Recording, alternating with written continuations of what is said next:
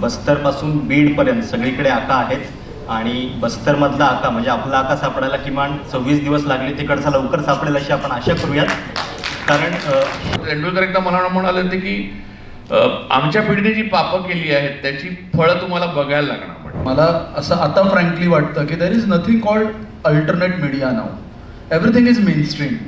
There is an alternate content now and I work in alternate content, not in alternate media. जर दिसणं थांबलं ना तर हेटरेटचं हे दुकान 50% बंद होईल. आणि अशा काळामध्ये हेट करणं खूप धोकादायक आहे. माणसांची डोकी फिरवली जात आहे, माती फिरू बनवलं जात आहे माणसांना. माणसांचं माणूस पण संपून त्यांना मशीन गन बनवले जात आहेत. तो न्यूज चॅनलच्या एडिटोरियल ऑफिसमध्ये ठरत नाहीये, तो नेते लोक ठरवत आहेत.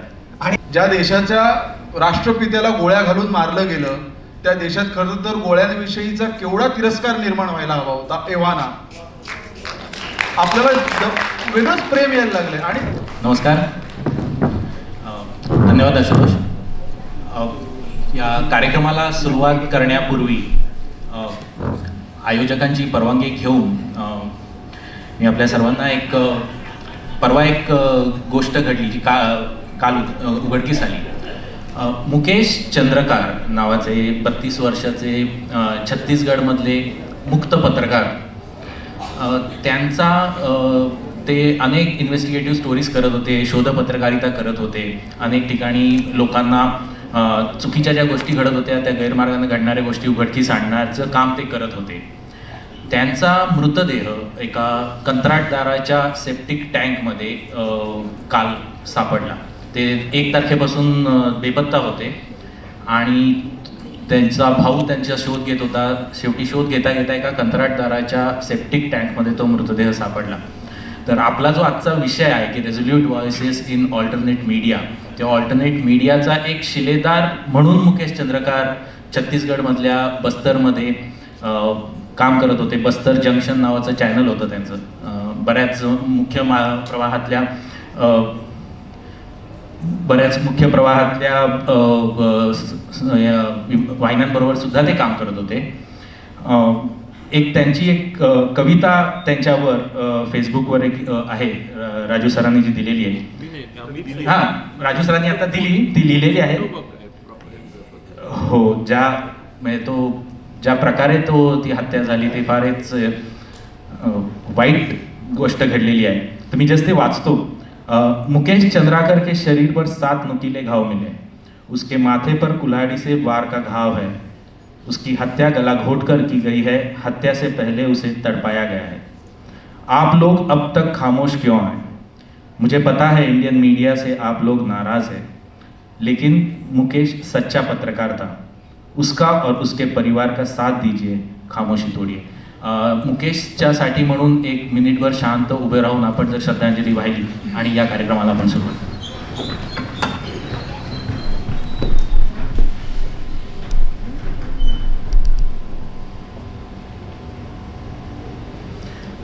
या 2 दिवसाच्या कार्यक्रमासाठी आपण सगळे जमलेलो आहोत. Alternate media, resolute voices in alternate media या विषयावर आपण पुढचा तासभर, पुढचा 1.5 तास चर्चा करणार आहोत. आणि आपलं पॅनल ऑलरेडी बसलेलं आहे. मी फार वेळ घेत नाही. मी फक्त आपल्या पॅनलमध्ये कोण कोण आहे त्यांची नावं तर तुम्ही ऐकलेलीच आहेत, पण एक छोटीशी ओळख मी त्यांची करून देतो.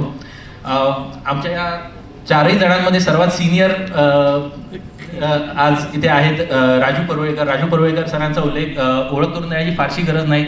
एक मुलाखतकार, एक पत्रकार, कवी, त्यानंतर वेगवेगळ्या राजकीय बाबींबद्दल आपली मते आणि त्याचं ॲनालिसिस अत्यंत ठामपणे, टोकदारपणे, धारदारपणे मांडणारे एक पत्रकार म्हणून आपण सर्वजण त्यांना ओळखता.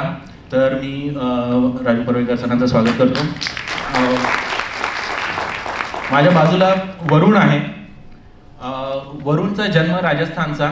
त्याचं शिक्षण खेडमध्ये झालं. खेडमध्ये त्यानं शिक्षण झालं. त्याच्यानंतर MBA केलं. पण MBA केल्यानंतर तो फिल्म मेकिंगमध्ये आत्ता सध्या वेगवेगळे शिखरं गाठतोय. ॲड एजन्सीमधून त्यानं सुरू केलेला प्रवास दिल्लीमध्ये जेव्हा शेतकऱ्यांचं आंदोलन झालं, त्या शेतकऱ्यांच्या आंदोलनाच्या वेळेला वरुण आपला कॅमेरा घेऊन तिथं गेला आणि त्यानं जे काही टिपलं ते टू मच डेमोक्रेसी नावाच्या डॉक्युमेंटरीमध्ये आपण सगळ्यांनी बघितलं. त्याच्याबद्दल आपण बोलणारच आहोत त्याच्याशी. पण त्याचबरोबर त्याने अजून एक त्याची फार इंटरेस्टिंग डॉक्युमेंटरी आलेली आहे जमुरा. जमुरा काय आहे त्याच्याबद्दल त्याच्या तोंडून ऐकण्याला आपल्याला आवडेल, कारण तो विषयच तितका गंभीर देखील आहे आणि एकूण सध्याच्या भारतीय व्यवस्थेबद्दल प्रकाश टाकणारा देखील आहे. आणि त्याचा सगळ्यात महत्त्वाकांक्षी प्रोजेक्ट चाललेला आहे तो म्हणजे छत्रपती शाहू महाराजांवर जो तो पिक्चर प्रोड्यूस करत आहे, डायरेक्ट करत आहे. त्याचं काम आता लवकरच सुरू होत आहे. एक महत्त्वाकांक्षी प्रोजेक्ट आपल्यासमोर येणार आहे. माझ्यासोबत प्रशांत आहे. प्रशांत जवळपास 18-17 वर्ष मुख्य माध्यमांमध्ये ABP माझासारख्या एका प्रमुख वृत्तवाहिनीमध्ये राजकीय, सामाजिक आणि वेगवेगळ्या गोष्टींचं वार्तांकन करत होता. मुंबई, पश्चिम महाराष्ट्र, मुंबई त्याचबरोबर दिल्लीसारख्या ठिकाणी तो या वाहिनीला रिप्रेझेंट करत होता. महत्त्वाच्या घटना या संपूर्ण कालावधीत ज्या घडल्या त्याचं संपूर्ण विश्लेषणासकट आपल्यासमोर आणण्याचं काम त्यानं केलं. हे चालू असताना ऑक्टोबर 2023मध्ये त्यानं ABP माझा सोडून स्वतःचं एक यूट्यूब चॅनल, एक स्वतःची वेगळी वाट जोखाळण्याचा प्रयत्न त्यानं केलेला आहे. तो प्रयत्न अजूनही चालू आहे. आपल्याला त्याचबद्दल त्याच्याशी जाणून घ्यायचं आहे, त्याच्याकडनं त्याची माहिती घ्यायची आहे. त्याच्यानंतर आपल्या बाजूला अमेय तिरोडकर आहे. अमेय साने गुरुजी ट्रस्टसाठी अमेय काही नवीन नाही, कार्याध्यक्ष म्हणून तो इथं कार्यरत आहेच. पण त्याचबरोबर अमेय देखील 2008 पासून पत्रकारितेत आहे. महानगरमध्ये होता, IBN लोकमतमध्ये आपण सगळ्यांनी त्याला बघितलं.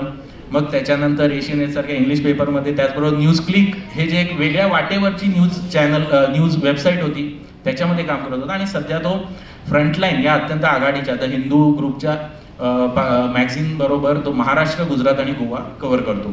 तर असे 4 अत्यंत ताकदीची लोक आज आपल्यासोबत इथे आहेत. आणि याची सुरुवात करताना मी सगळ्यात पहिल्यांदा सुरुवात करू इच्छितो प्रशांत पासून. प्रशांत, आपण आता बोलताना आपण म्हटलं की गेली 17 वर्ष तू ABP माझा बरोबर कार्यरत होतास, वेगळ्या ठिकाणी काम करत होतास. असं अचानक काय घडलं की ऑक्टोबर 2023 मध्ये तुला असं वाटलं की बाबा आता बास करावं हे आणि काहीतरी वेगळं करावं? तिथे तुला सिक्युरिटी होती, तिथे तुला सगळेजण ओळखत होते, पण असं असताना सुद्धा एखादी रिस्क घ्यावी असं तुला का वाटलं? काय झालं? माझ्याबद्दल तर सांगतोच, पण त्याच्या आधी आपण सुरुवात मुकेशपासून केली आहे. तर बस्तरपासून बीडपर्यंत सगळीकडे आका आहेत. आणि बस्तरमधला आका म्हणजे आपला आका सापडायला किमान 26 दिवस लागले. तिकडचा लवकर सापडेल अशी आपण आशा करूयात.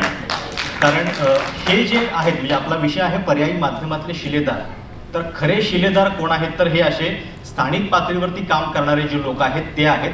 कारण म्हणजे ती प्रदीप सैन यांची कविता पण आज खूप व्हायरल होतीये, सगळे ट्विटरवरती बोलतायत की स्थानिक पातळीवरचा जो संघर्ष असतो तो जास्त भयानक असतो. म्हणजे देशाच्या पंतप्रधानांच्या बद्दल बोलणं, व्यवस्थेबद्दल बोलणं हे अवघड काम आहे, ते करत राहणं आवश्यकच आहे. पण जेव्हा तुम्ही गाव पातळीवरती एखाद्या कंत्राटदाराशी झगडत असतात लोकल इश्यूवरती, तेव्हा तिथं धोका जो आहे तो तुमच्या जीवाचा असतो. आणि तो धोका पत्करून काम करणारा मुकेश होता. त्यामुळं सुरुवात त्याच्यापासून केली. हे खूप चांगलं झालं. आपण त्याची आठवण, केवळ आठवण नव्हे तर आपल्या कामातून सुद्धा त्याचा वारसा जो आहे तो पुढे चालवण्याचा प्रयत्न करूयात. विषय माझा ऑक्टोबर 2023 पासून ही सुरुवात केली. खरं तर मला अजूनही कळत नाही की 1 वर्ष झालंय, पण खरंच काय म्हणजे बदललंय माझ्यासाठी, मी काय वेगळं करतोय. मी आधी पण रोज उठल्यानंतर न्यूजचाच विचार करत होतो, आज पण तोच करतोय. आधी ज्या पद्धतीने काम करत होतो तसंच काम करतोय. फक्त मी माझ्या पाठीमागं आत्ता एक इन्स्टिट्यूशन नाहीये, एवढाच बदल झाला. आणि याची सुरुवात म्हणायची तर याची सुरुवात या गोष्टीपासून झाली की मी जेव्हा पत्रकारितेत आलो 2007ला आपल्याकडं रिजनल चॅनल जे आहे ते सुरू झालेले होते. सुरुवातीला असं नव्हतं की केवळ पॉलिटिकल गोष्टीच चालतायत न्यूजवर. न्यूज म्हणून आपण इतर गोष्टी सुद्धा कन्झ्युम करत होतो, प्रोग्रॅमिंग होतं, त्याच्यामध्ये इतर सामाजिक सांस्कृतिक गोष्टींना सुद्धा वाव होता. आता असं झालेलं आहे की सगळी न्यूज चॅनल्स बघा तुम्ही, म्हणजे मराठीमध्ये किमान एक 8-10 न्यूज चॅनल्स असतील. कुठल्याही न्यूज चॅनलवरती तुम्हाला समानच गोष्टी दिसतात, सगळे चॅनल सारखे दिसतात, कुठेही बदल तुम्हाला दिसत नाही. आणि हा जो अजेंडा आहे न्यूजचा तो न्यूज चॅनलच्या एडिटोरियल ऑफिसमध्ये ठरत नाहीये, तो नेते लोक ठरवत आहेत. आणि नेत्यांच्या पाठीमागं धावणं हे कुठंतरी सगळ्या न्यूज चॅनलचं काम झालेलं आहे. सुदैवानं मला दिल्लीत काम करण्याची संधी मिळाली आणि मी त्याच्याबद्दल कृतज्ञ आहे की एका चांगल्या इन्स्टिट्यूशन सोबत मला दिल्लीत काम करण्याची संधी मिळाली, कारण त्या अनुभवानं खूप काही शिकवलं सुद्धा. आणि मेनस्ट्रीम मीडियातल्या त्या सगळ्या वातावरणातच मला काही गोष्टी कळत गेल्या की आपल्याला जे सांगायचं आहे ते सांगण्यासाठीची स्पेस खरं तर तितकी उपलब्ध आहे का. आणि सुदैवानं आज आपल्याकडं टेक्नॉलॉजीने इतका बदल केलेला आहे की ज्याच्यामुळं आज इतकी अवघड गोष्ट ती राहिलेली नाही आहे की तुम्हाला स्वतःचं काहीतरी सुरू करायचं आहे. म्हणजे आता स्वातंत्र्याच्या काळामध्ये आपण बघितलंय की गांधी, आंबेडकर, नेहरूंपासून सगळ्यांनी स्वतःची वृत्तपत्र चालवलेली आहेत आणि खूप खटाटोप करून त्यांनी स्वतःचा विचार जो आहे तो तिथपर्यंत पोहोचवलेला आहे. ही खूप मोठी उदाहरणं आहेत. मी फक्त यासाठी सांगतोय की त्यावेळी जर समजा एखाद्याला स्वतःचं काहीतरी म्हणणं मांडण्यासाठी एखादं माध्यम हवं आहे तर किती गोष्टींचं भान त्याला सांभाळावं लागत होतं. आज माझ्यासाठी तितकी अवघड गोष्ट नाहीये ती. म्हणजे माझा एक जीमेल सुद्धा पुरेसा आहे की मला माझं यूट्यूब चॅनल सुरू करता येऊ शकतं. एक बेसिक गोष्ट फक्त आवश्यक आहे ती म्हणजे तुमचा जीमेल असणं. त्याच्यानंतर मी माझं यूट्यूब चॅनल सुरू करू शकतो. त्याच्यातला कंटेंट काय आहे, लोक त्याला काय प्रतिसाद देतील, ही सगळी पुढची गोष्ट. पण इतकी ती सहज झालेली आहे सुदैवानं टेक्नॉलॉजीमुळं. आणि त्याच्यानंतर ज्या पद्धतीची स्पेस सध्या उपलब्ध आहे की मेनस्ट्रीम मीडिया इतके असताना सुद्धा आपण काहीतरी सांगण्यासाठी वृत्त आहे याच्याबद्दल खरं तर म्हणजे मुख्य माध्यमांचे आभारच मानले पाहिजेत की ज्याच्यामुळं हे असे विषय सुद्धा मांडता येत आहेत आणि त्याच्यातनं लोक सर्व्हाइव्ह करतायत. आणि माझ्यासाठी एक ट्रिगर पॉईंट जो असतो तो मला म्हणजे अगदी सांगायला हरकत नाही. आता बऱ्याच वर्षानंतर राज्यसभेची इलेक्शन महाराष्ट्रामध्ये होत होती आणि मतदान होणार होतं. म्हणजे याच्या आधी बिनविरोधच निवडी होत होत्या. त्यावेळी मी बऱ्याच लोकांशी बोलत होतो की कशा पद्धतीने निवडणूक होते, मतदान कसं होत असतं. तर त्या प्रक्रियेबद्दल बऱ्याच लोकांना तशी थेट माहिती नव्हती. मी थोडीशी माहिती घेऊन किमान म्हटलं की आपल्याला जो त्रास होतोय ही सगळी माहिती गोळा करायला तर तो किमान बाकीच्या लोकांना होऊ नये. उद्या एखाद्याला असं वाटलं की बाबा राज्यसभेची निवडणूक कशी होते तर हे नीट आपल्याला कळावं यासाठीची माहिती गोळा केल्यानंतर त्याचा एक व्हिडिओ केला ABP माझामध्ये असतानाच आणि त्या व्हिडिओला खूप चांगला प्रतिसाद आला. त्याच्यानंतर न्यूजमध्ये आम्हाला एक सातत्यानं सांगितलं जायचं. म्हणजे आम्ही सुद्धा TV चॅनलमध्ये काम केलं त्यामुळे त्याला माहिती आहे की स्क्रिप्ट ही केवळ 1.5 मिनिटाची असली पाहिजे हे सातत्यानं सांगितलं जायचं. तुम्हाला जे काही म्हणणं मांडायचे ते 1.5 मिनिटात मांडा, आपल्याकडं वेळ नाहीये. आणि हे पण सांगितलं जायचं की लोकांना ऐकायला वेळ नाहीये. पण मला हे लक्षात आलं की असं नाहीये. म्हणजे सिरियस कंटेंट सुद्धा लोक कन्झ्युम करतात आणि त्याच्यासाठी वेळेची कुठलीही मर्यादा नाहीये. म्हणजे आज तुम्ही युट्यूबवरती जाऊन बघा, मला वाटतं विकास दिव्यकीर्ती ना ते UPSCचे हे करतात, त्यांचा जेरुसलेम या विषयावरचा व्हिडिओ आहे आणि तो व्हिडिओ किती वेळाचा आहे तर जवळपास 4.5 तासांचा आहे. आणि 4.5 तासांचा असून सुद्धा तो जवळपास 40 म्हणजे मी शेवटचं चेक केलं तेव्हा 40 लाख लोकांनी बघितलेला आहे. त्याच्यामुळं हे जे आपल्याला सांगितलं जातं की शॉर्टमध्ये किंवा एवढा वेळ नाहीये, लोकांना काही नको आहे हे असं काही सिरियस वगैरे, तर तसं नाहीये हे कळालं.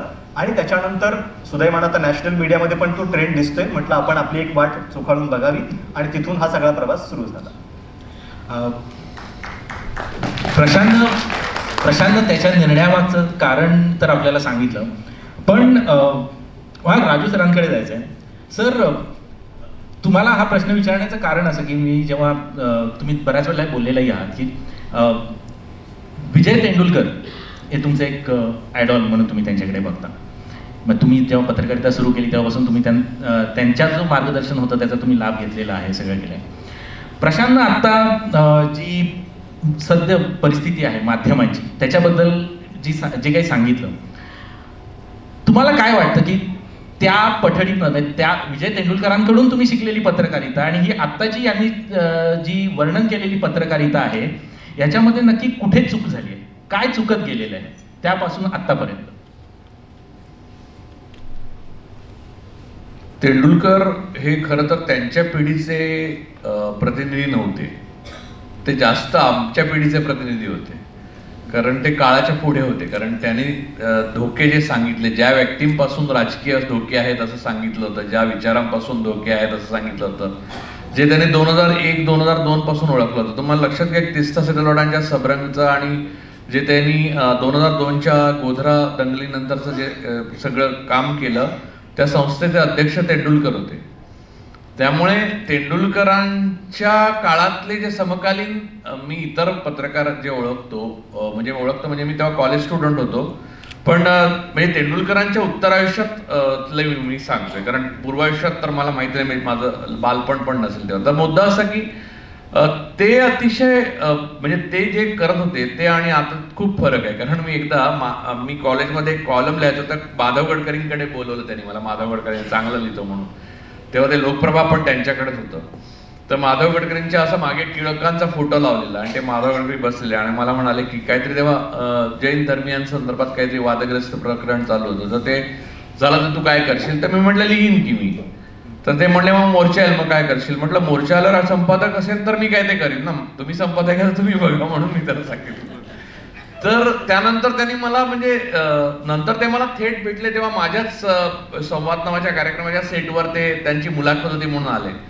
तेव्हाचे गडकरी आणि मी अगोदरचे गडकरी यांच्यातला फरक बघितलेला आहे. मी तेव्हाचे तळवलकर, मी मॅच सेटवर आले तेव्हा तळवलकर आणि महाराष्ट्र टाइम्समध्ये तळवलकर जेव्हा मी कॉलेजसाठी लिहित असे तेव्हाच यांच्यातला फरक बघितलेला आहे. त्यामुळे मला असं दिसलं की तेव्हाचे संपादक किंवा जे त्यांच्या समकालीन जे लोक होते ना, म्हणजे त्या पत्रकारितेमधले, त्यांचं आणि आजचं जे आपण करतो आहे त्याचा काही संबंध नव्हता. म्हणजे खरं सांगायचं तेंडुलकरांचं उदाहरण मी वगळल्याचं कारण ते त्यांच्यापेक्षा खूप पुढे होते त्यांच्या काळात. मुद्दा हा होता की मला दिसत होतं की त्यांचे जे पंख आहेत ते संस्थेने चिकटवलेले होते खरं सांगायचं तर. आणि इकॉनॉमिस्ट जर ऑनलाईन आता जसा मोबाईलवर अवेलेबल होत होतो तेव्हा झाला असं तर तळवलकरांचं महत्वच नष्ट झालं असतं. तर आर्थर कोसलर आमच्या घरी मिळत नव्हतं वाचायला, वडिलांकडे एवढे पैसे नव्हते म्हणून आम्हाला तळवलकरांनी ट्रान्सलेट करून लिहिलेले लेख वाचायला लागायचे. पण अदरवाईज बघा, तर मी सांगतो की जे मी जगभरातलं वाचलं पुस्तकं, नंतर जगभर फिरून बघितलं आणि भारतामध्ये जे होते, मला एकदा तेंडुलकरांचं उदाहरण म्हटलं, तेंडुलकरांचं सांगतो. तेंडुलकर एकदा मला म्हणाले होते की आमच्या पिढीने जी पापं केली आहेत त्याची फळं तुम्हाला बघायला लागणार म्हणले. आणि हे बोलले होता ते जायच्या वेळी. मायस्थेनिया ग्रॅव्हिस त्यांना झालेला पहिला अटॅक आलेला, ते प्रयागांच्या हॉस्पिटलमध्ये ऍडमिट केलं. त्याच्यानंतर ते मला भेटले आणि तेव्हा ते लो होते, त्याच्यानंतर दुसऱ्यांदा ऍडमिट केल्यावर ते गेलेच.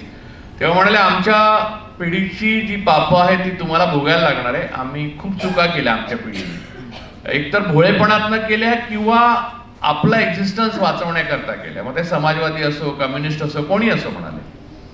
पण त्या भोगताना एक लक्षात ठेव म्हणाले, आणि हे वाक्य मला आजही रोज आठवतं की कितीही म्हणजे त्यांनी हिंदुत्वाची भीती मला सगळी सांगून झाल्यावर एक सांगितलं होतं, कितीही वाईट परिस्थिती आली तरी एक विसरू नका की या सगळ्याचा मायपोट काँग्रेस आहे म्हणून. हे वाक्य तेंडुलकरां, या सगळ्याचा मायपोट काँग्रेस आहे आणि हे विसरू नको म्हणाले.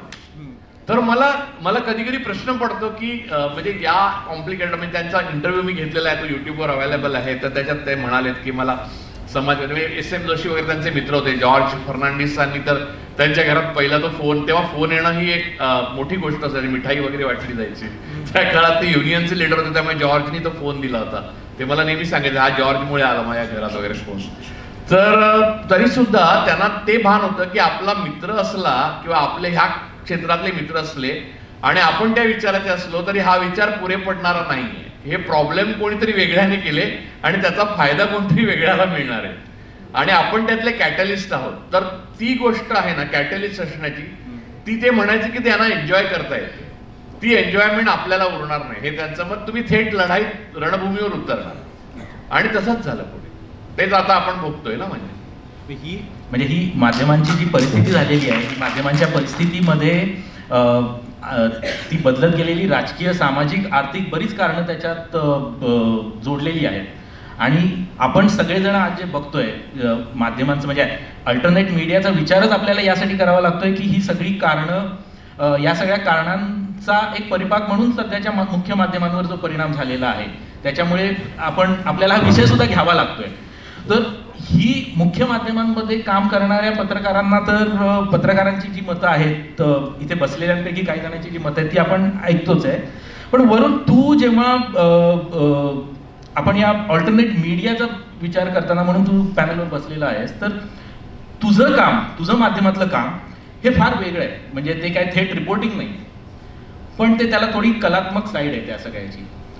तू स्वतः ॲड एजन्सीमधनं आलेला आहेस, तुझं स्वतःचं आधीचं बॅकग्राऊंड पूर्ण एका बिझनेस फॅमिलीचं बॅकग्राऊंड आहे असं असताना ह्या अल्टरनेट मीडियाची किंवा अशा प्रकारच्या मीडियामध्ये जावं आणि असं काहीतरी लोकांच्या पुढे आणावं, हे कुठून आलं? याची गरज का भासली तुला? सर्वात आधी तर म्हणजे आपण आता जे आत म्हणत होतो की मला असं आता फ्रँकली वाटतं की there is nothing called alternate media now. Everything is mainstream. आता इथे जे व्हिडिओ शूट होत आहेत, आज जे रीलमध्ये, हे सगळंच आता मेनस्ट्रीमचा भाग झाला आहे. There is an alternate content now and I work in alternate content, not in alternate media. See काय आहे, आपल्याला देर वॉज अ टाईम की ज्यावेळी प्रिंटमधून टी व्हीकडे जाताना लोकांना असं वाटलं की this is an alternate media. T व्हीकडून डिजिटलकडे जाताना वाटलं this is an alternate media. आता everything is on equal level and that is म्हणजे ती दुधारी तलवार आहे आपल्या हातात आत्ता. दोन्ही अर्थाने ते आहे. म्हणजे आपल्या हातात ते शस्त्र आपल्या हातात म्हणूनही आहे आणि आपल्या विरोधातही आहे ते, आणि म्हणजे समाज म्हणून आपल्याला अडचणीचंही आहे. So I work in alternate content. आणि मी गमतीत एकदा कुणाला असं म्हणालो होतो गेल्या वेळी की I am the by product of Arnab Goswami. मी स्वतःहून हे करायचं असं नाही, तुम्ही ते करायला मला भाग पडलं की तुम्ही हे जी काही काम करून ठेवलीत त्याच्यासाठी मग आम्हालाच काम करावं असं वाटलं. तुम्ही इन द सेन्स नावं घेतो मी अर्णब गोस्वामी आणि हे जे कोण अमिश देवगण वगैरे सो कॉल्ड पत्रकार आहेत आणि अँकर्स आहेत. सो झालं असं की मी ॲड एजन्सी माझी होती, मी ॲड्समध्ये काम केलं. मी पॉलिटिकल कॅम्पेन स्ट्रॅटेजिस्ट म्हणून खूप वर्ष काम केलं. मी भारतातले फार महत्त्वाचे कॅम्पेन्स मी डिझाईन केलेत, लिहिलेत, स्ट्रॅटेजाईज केलेले आहेत. आणि हे सगळं चालू होतं कोविडपर्यंत. आणि कोविडमध्ये त्याच्या आधी मी एक महाराष्ट्रातल्या शेतकऱ्यांच्या विषयावर एक डॉक्यू सिरीज केली होती. आणि मी जवळजवळ 20,000 किलोमीटर बाय रोड फिरलो होतो संपूर्ण महाराष्ट्र. शेकडो आत्महत्याग्रस्त शेतकऱ्यांच्या विधवांना भेटलो होतो. आणि एकंदरीतच शेती, शेतकरी, माझा थेट शेतीशी काहीच संबंध नाही आहे, खाण्यापलीकडे जेवण्यापलीकडे. मी बिझनेस फॅमिलीतून येतो. पण शेतीचे प्रश्न, त्याची दाहकता काय आहे ही खूप जवळून मी बघितली. आणि that was a turning point in my life की ज्यावेळी मला असं लक्षात आलं की नाही, खूप वेगळे आणि महत्त्वाचे मुद्दे आहेत आणि ज्याच्यावर काम करावं लागेल. म्हणजे आयुष्यभर कोलगेट आणि केचपच्या ॲड करणं आपल्याला आवडणार आहे का? किंवा आयुष्यभर केवळ ह्या पक्षाचं आणि त्या पक्षाचे कॅम्पेन लाईन बनव. आणि आता तर असं झालं, मी आज जी कॅम्पेन लाईन बनवतो ती उद्या माझ्याच विरोधात फायर. आता ते कुठला पक्षही कुठला कुठे हे कळेल असं झालं आहे आता.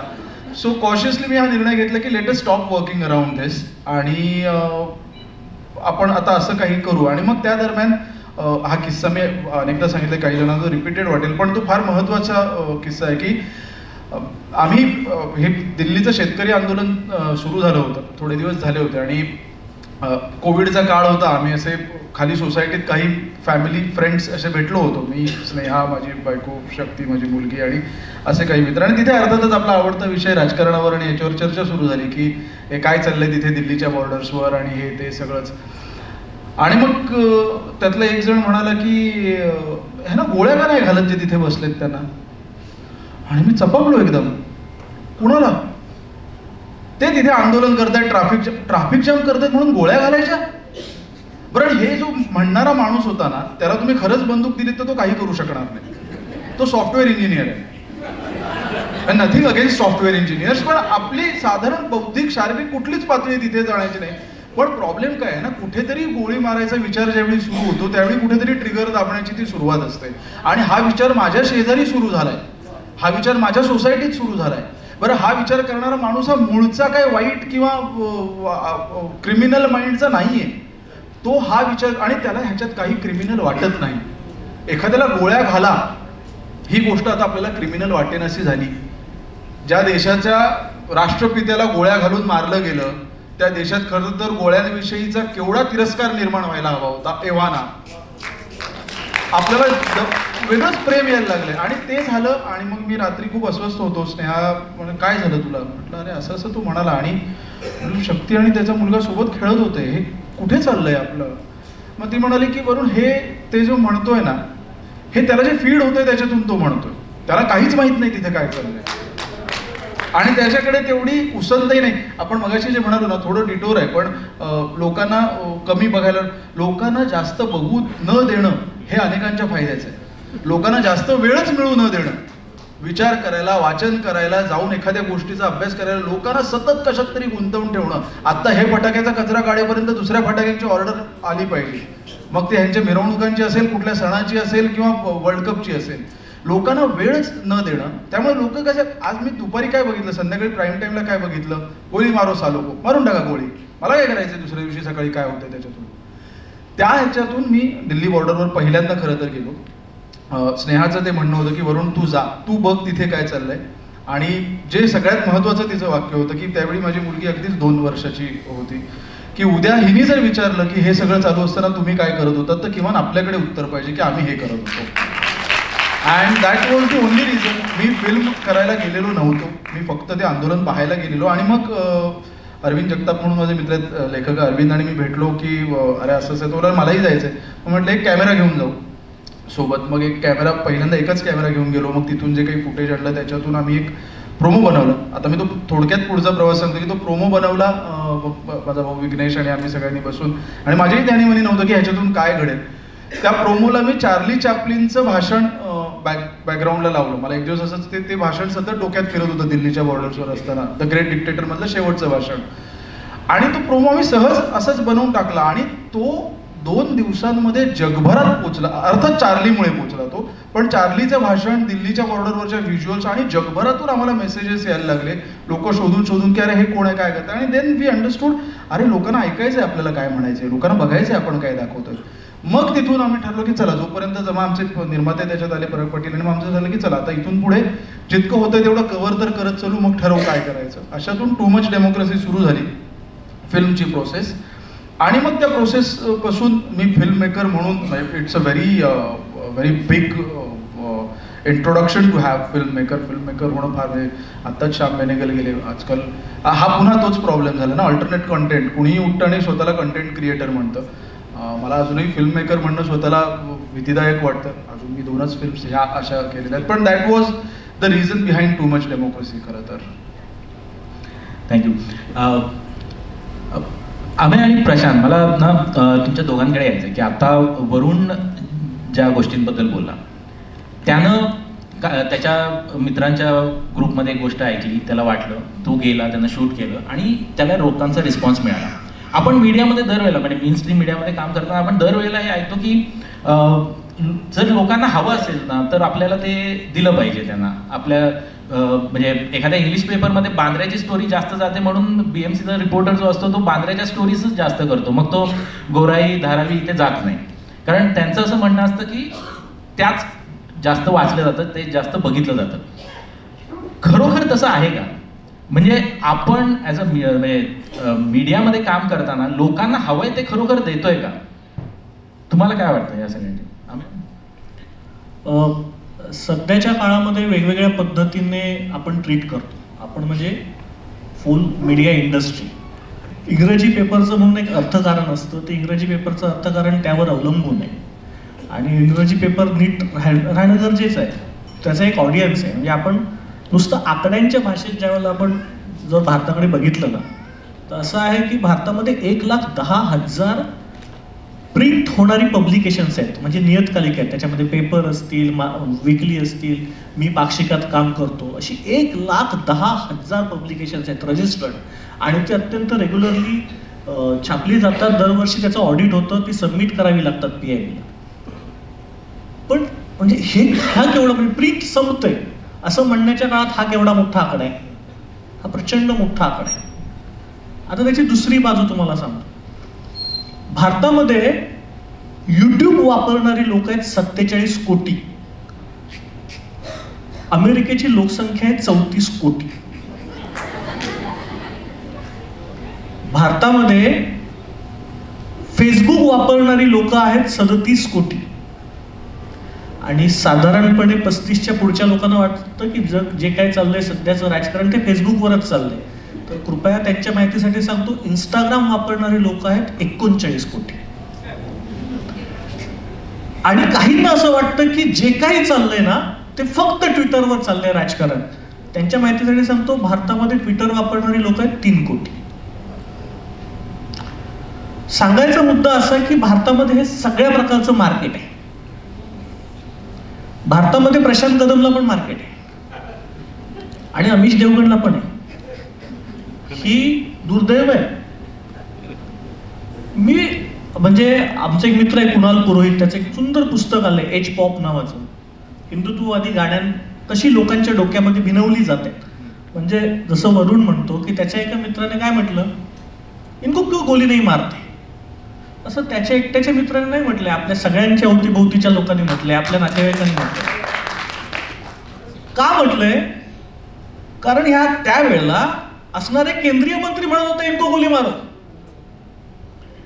तो म्हणत होता, ठीक आहे, म्हणणाऱ्याने म्हटलं, ते लाईव्ह दाखवलं जात होतं आणि त्याच्या विरोधात एकही मेन सो कॉल्ड मेनस्ट्रीम मीडियातलं रात्री 9 वाजता येऊन नेशन वॉन्ट्स टू नो म्हणणारा एकही माणूस त्याला विरोध करत नव्हता, त्याच्या विरोधात स्पष्ट भूमिका घेत नव्हता. ते ऐकणारी लोक होती की नाही? होती. त्याप्रमाणे विचार करणं, कोण वागायला लगेच उठून बंदूक घेऊन जात नाहीये. ते बीडमध्ये आजकाल मिळतात तशा भरपूर बंदुका, तसे सगळीकडे नाही मिळतात अजून, पण होती ऐकणारी, ते कन्झ्युम करणारी होती.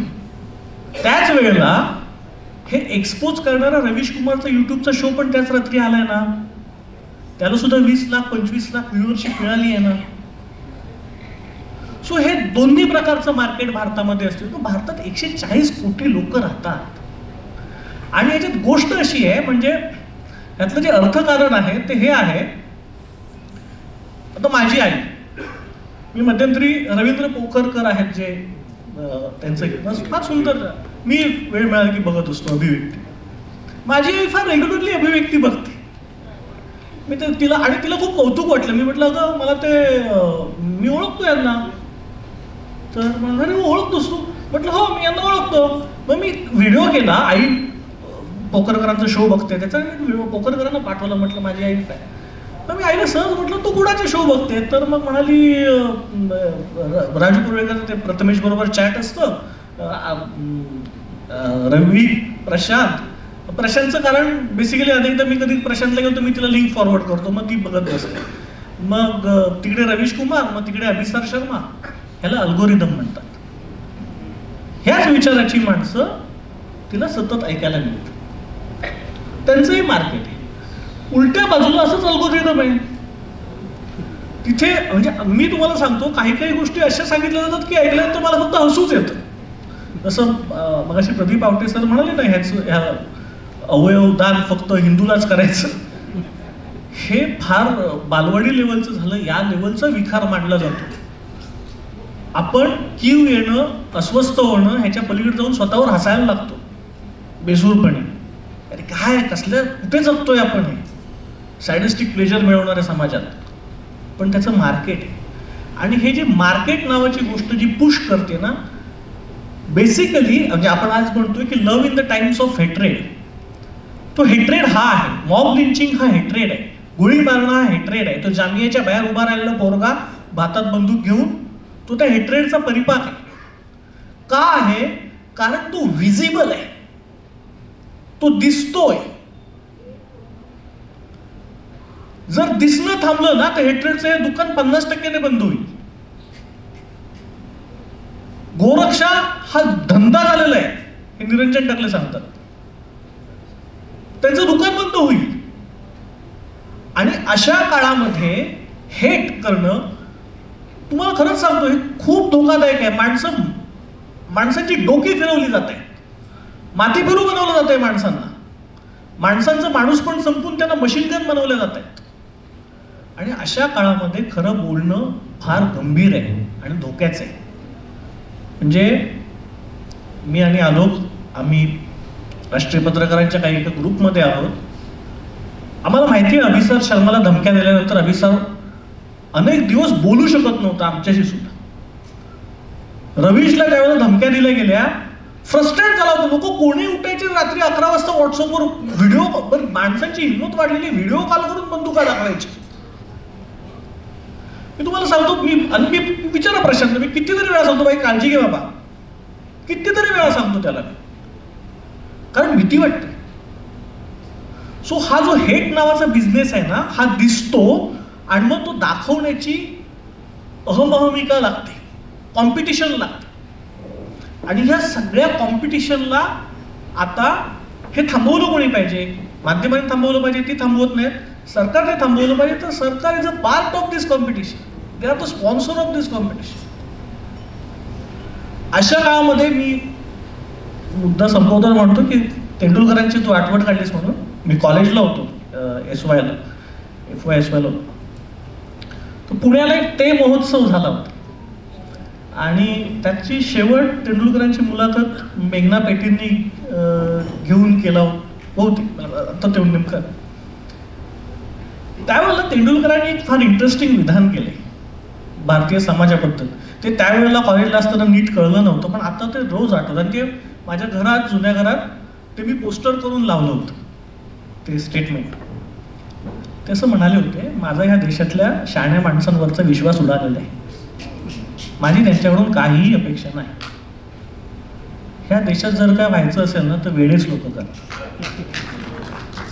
स्वतःची नोकरी सोडून, सुखासुखी नोकरी सोडून, चांगला व्यवस्थित 5 आकडे 6 आकडे येणारा पगार सोडून माणसं प्रशांत सारखी किंवा रवी सारखी जे करतात ना, ह्या देशात वेडे माणसं अजून जिवंत असण्याचं आणि ती आशा जिवंत असण्याचं लक्षण आहे असं मला वाटतं.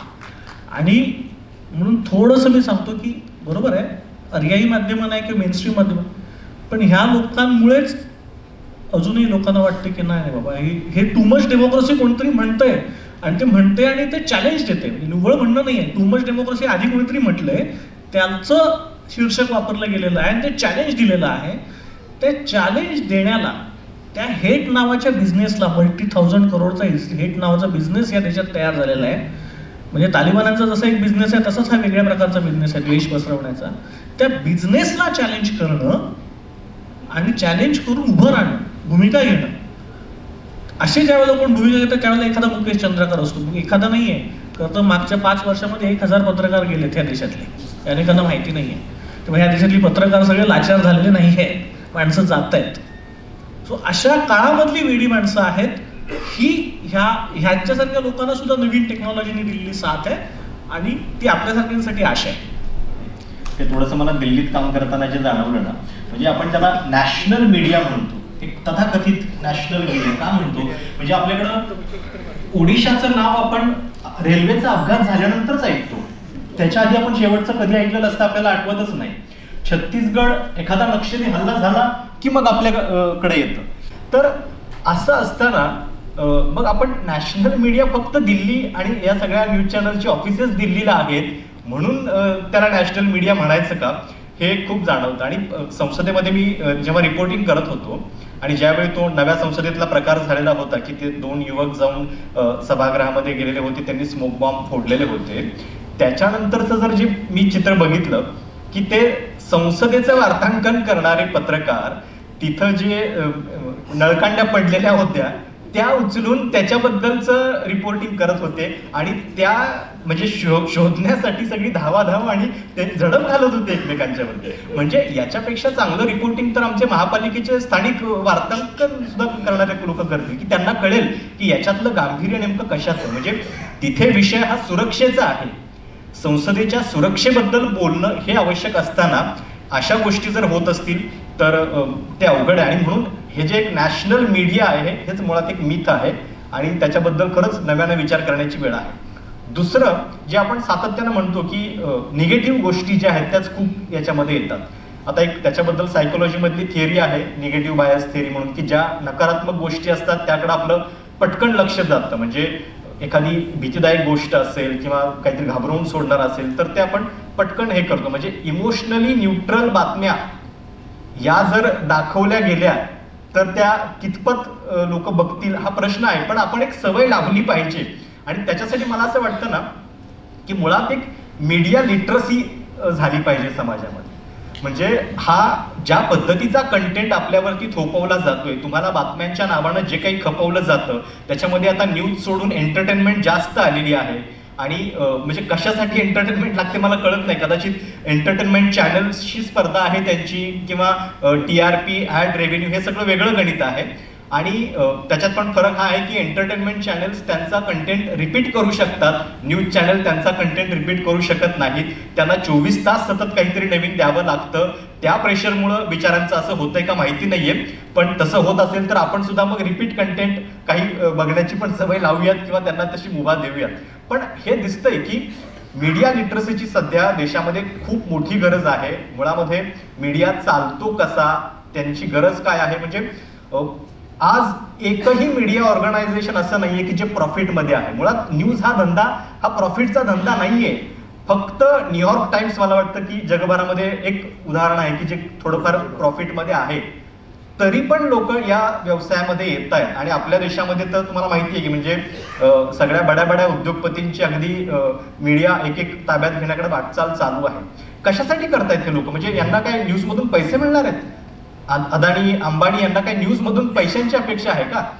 बिलकुल नाहीये. त्यांना माहिती आहे की याच्यातनं आपल्याला पैसे मिळणार नाहीयेत. पण तरी सुद्धा जर ते या व्यवसायामध्ये येत आहेत तर साहजिक आहे की त्याच्यामध्ये एकच गोष्ट आहे, तुम्ही आम्हाला बिझनेस द्या, आम्ही तुम्हाला हवं तसं कव्हरेज देतो. आणि नुसतं हवं तसं कव्हरेज नाही तर जे काही पत्रकारितेच्या नावानं सत्व उरलेलं आहे ते आम्ही सगळं उद्ध्वस्त करतो. त्याला कुठेही जागा राहणार नाही. कारण NDTV मध्ये आधी काय पद्धतीचे कार्यक्रम चालत होते, आता काय पद्धतीचे कार्यक्रम चालतात हे आपल्याला माहिती आहे. त्यामुळं हे सगळं होत असताना मुळात एक मीडिया लिटरसी येणं आवश्यक आहे. लोकांना हे कळलं पाहिजे की व्यवस्थेच्या विरोधात बोलणारा आवाज किंवा जे लोक बोलतायत ही खूप दुर्मिळ प्रजाती आहे. आणि त्याच्यासाठी म्हणजे त्यांच्याकडून जे काही मिळतंय समाजाला त्याचं महत्त्व ओळखलं पाहिजे. त्याच्यासाठी आपलं जे काही छोटंसं कॉन्ट्रीब्युशन आहे ते करता आलं पाहिजे. तर मला असं वाटतंय की कदाचित आपण या थोड्याफार गोष्टी बदलू. नाहीतर न्यूजच्या नावाखाली जो काही कंटेंट आपल्याला दिला जातोय तो एक प्रकारे सामाजिक रोग आहे आणि त्याच्यावरची लक्षणं तातडीनं ओळखून त्याच्यावरती उपाय करण्याची गरज आहे.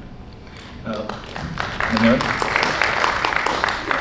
राजू साहेब, आता आपण बरेच मुद्दे ऐकले. म्हणजे अल्गोरिदम झाला, त्याच्यानंतर पत्रकारितेच्या एथिक्सवरती झालेला हल्ला, ही गोष्ट बघितली. आपल्याला लोकांना काय हवंय काय नको ते देण्याचं, त्याच्यानंतर कॉर्पोरेशन्सचा हल्ला बघितला. ही सगळी परिस्थिती आपल्यासमोर आहे. राजकीय सत्ता, सामाजिक सत्ता, कल्चरल सत्ता सुद्धा आज एका वेगळ्या प्रकारे काम करते. या सगळ्या पार्श्वभूमीवर ऑल्टरनेटिव्ह जेव्हा आपण शोधायला जातो तेव्हा त्यातून काय नक्की मिळेल? आपल्याला काय दिसतं त्यातनं की खरोखर यातनं ऑल्टरनेटिव्ह काढणं सोपं आहे, अवघड आहे का शक्यच नाही? काय तुमचं काय आणि कसं करता येईल? नाही, मुळामध्ये आज आपण हा विचार करतोय, हा विचार आपण गेल्या 10 वर्षात 11 वर्षात करायला लागलो. पर्याय शोधण्याकरता तुम्ही जेव्हा विचार करता तेव्हा मुळामध्ये काहीतरी प्रॉब्लेम झालेला आहे.